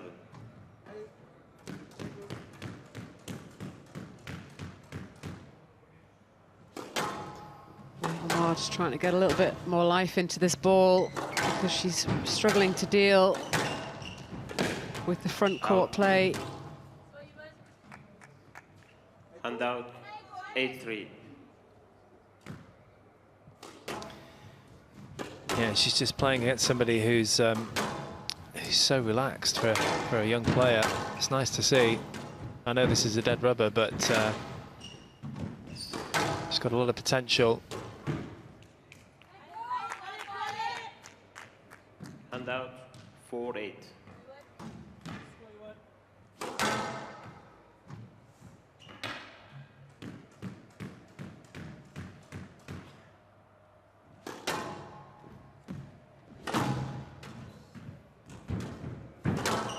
Very good mover as well. She's done that a couple of times.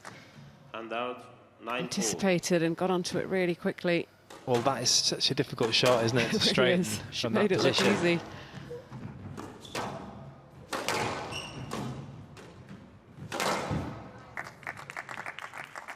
Very impressive display here. 4 game ball. 6 game balls for the young Malaysian. Hand out. 5-10. Game ball.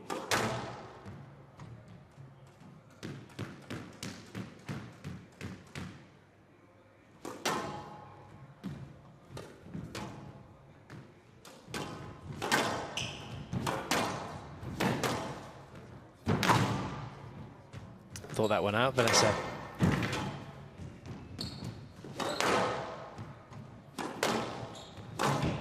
Oh, wow. Very, very good. Very good. Very impressive from the youngster. Game to love. Just too many options. Omar really struggling to deal with the skill level that Chan has put on display so far. Just 14 minutes. Malaysia with a 2-love lead.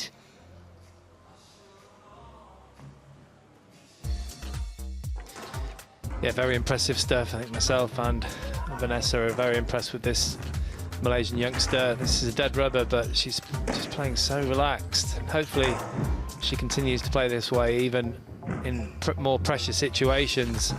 And she's playing it against a very good player in Omar. That was incredible, that straighten from a full lunge.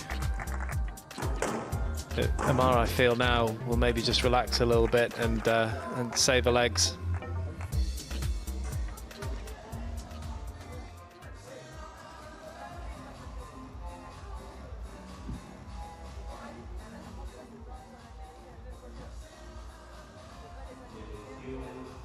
Seconds.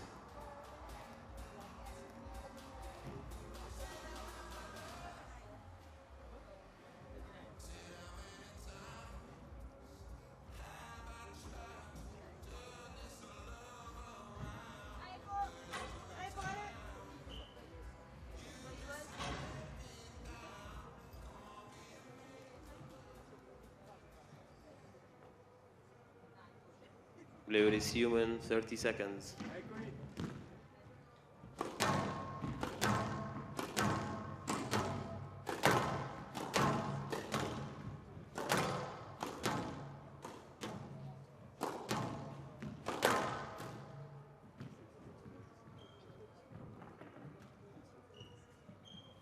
Seconds.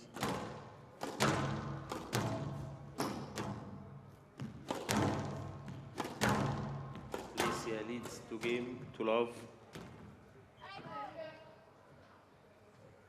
Love all.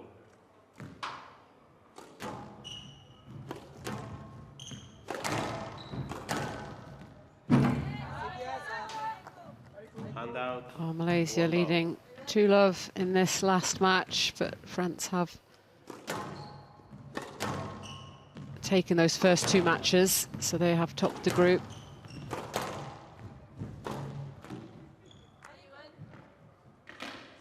Love.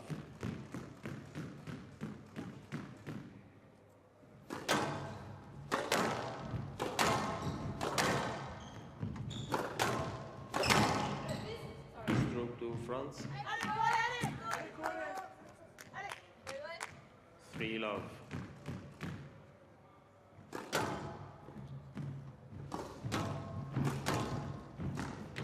Oh, it's a little bit upright there, perhaps, but maybe trying to be deceptive. Good start for Omar, though. So much for me thinking that she's going to have a bit of a rest.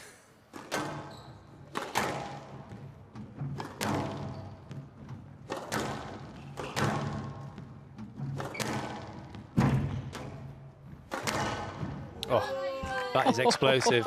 Really explosive from high up as well. Got some great power from high up on the backhand.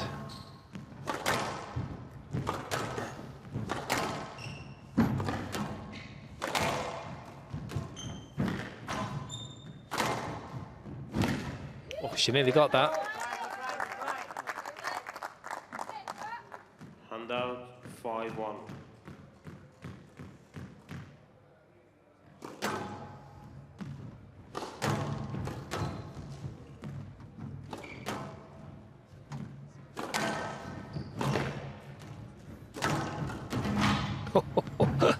Great anticipation, managed to get out of the way brilliantly, and then what a finish there, Vanessa. You're a great exhibition player. Fantastic to watch. Handout 2-5. She slammed herself into the side wall and then produced that.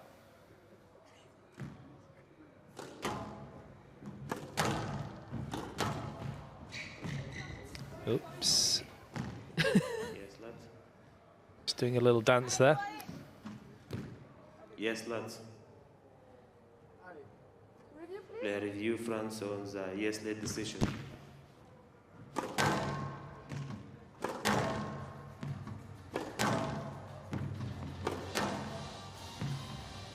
Still quite a bit of distance to that ball.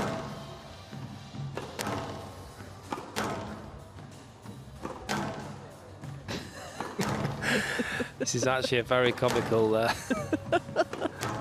little sketch, this, Vanessa. Especially with the Mission Impossible music playing. Gets funnier every time you see it. Stroke to France. Decision overruled. France has one review remaining. Handout 6-2.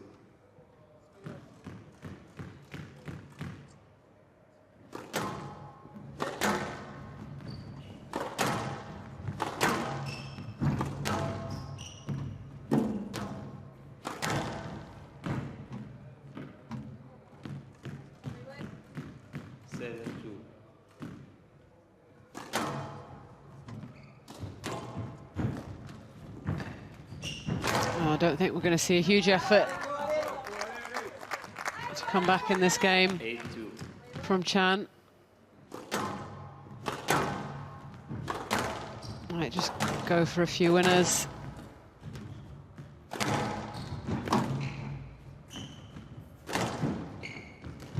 Oh, that's gone into the stands.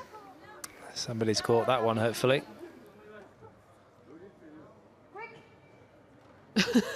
Quick. Oh, that's. Oh, I mean, that's wow. not coming back quick, is it?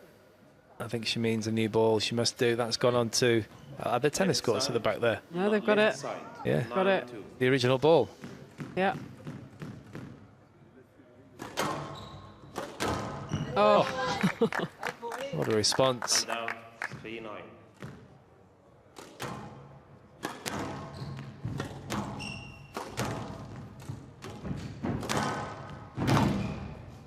That's a brilliant shot from Omar. Just using her movement to great effect there, great physicality and accuracy. Well, still willing to battle away for this match. Omar with 7 game balls.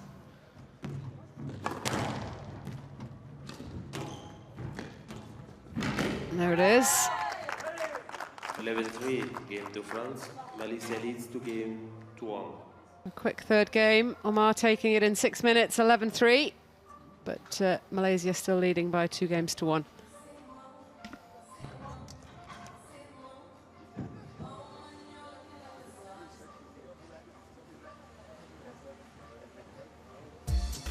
Well, Colleen, Omar, obviously still very, very competitive. though she's retired, and she definitely doesn't look like she's struggling physically, so she might feel that she might as well go for it, get a bit of confidence going in this match. She's always been a very physical and fit player. She definitely looks like she's got the energy to keep pushing here. Her opponent just seems to have lost her focus a little bit in that third. All to play for.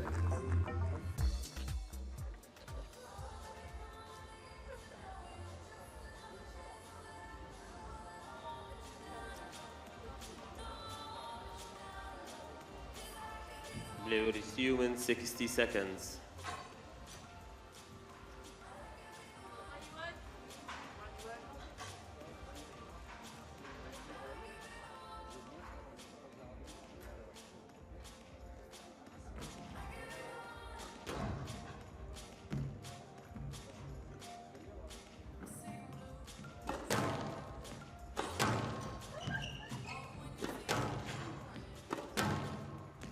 Play will resume in 30 seconds.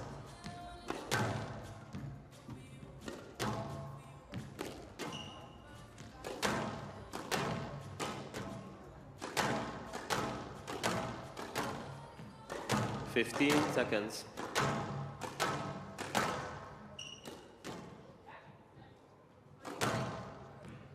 Malaysia leads to game 2-1. France to serve level.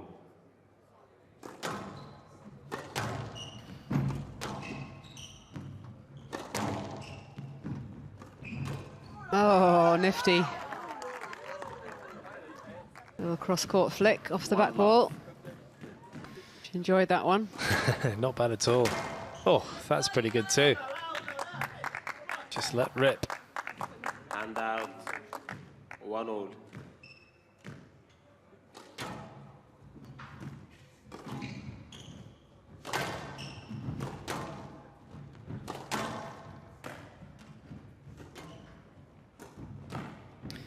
Slightly ambitious that, Vanessa, from high up, but I guess it is a dead rubber.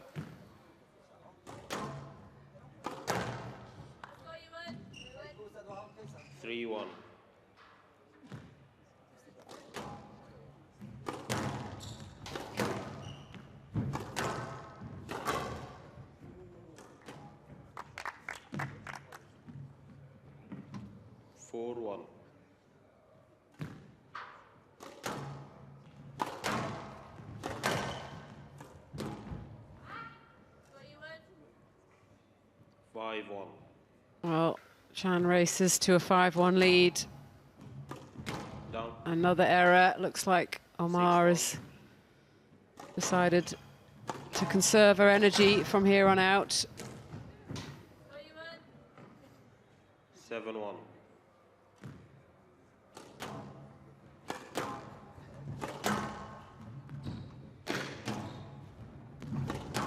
Get ready for the big quarterfinal tomorrow.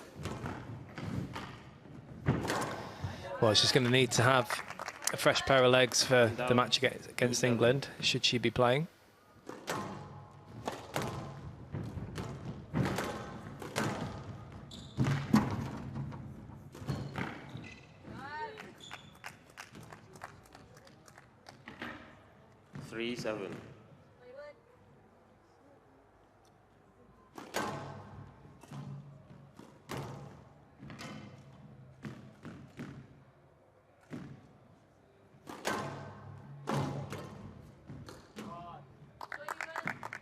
And out. 8-3.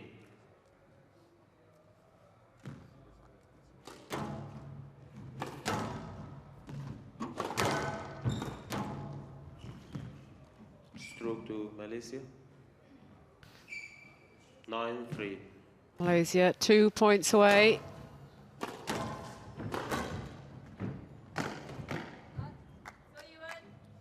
And out. 4-9.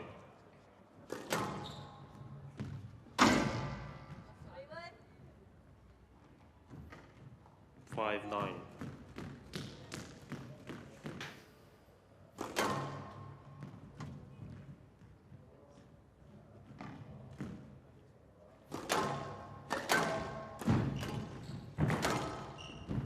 Yes, let's. Yes, lad.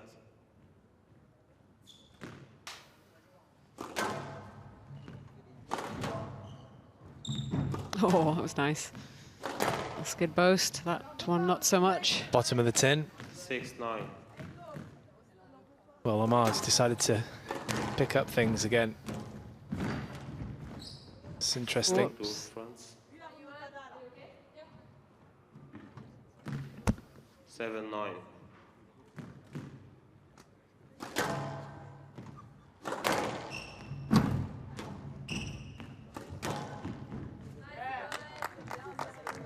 Yeah, just not willing to make that extra lunge in the front. So 3 match balls for Malaysia.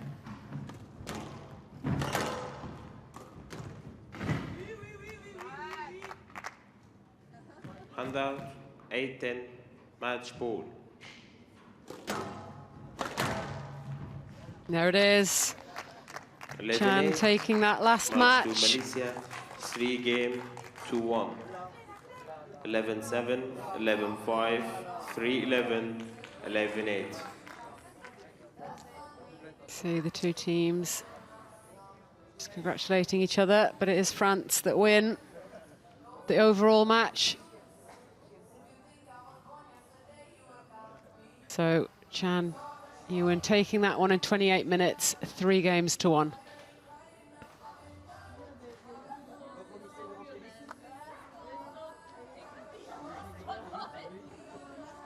So there's the final result. Serme taking that first match in 4 against Rachel Arnold, and then Alves closing things out for France with a 3-2 win over Aifa Azman. And that does mean that France will meet England in the quarter-final tomorrow, and Hong Kong will play Malaysia over on the indoor glass court. The USA came through against Scotland, which means they will face Canada in tomorrow's quarter-final. Egypt will play Scotland. 2 of those quarter-finals will take place on this glass court. And play will resume at 5:30 tomorrow, so join us then.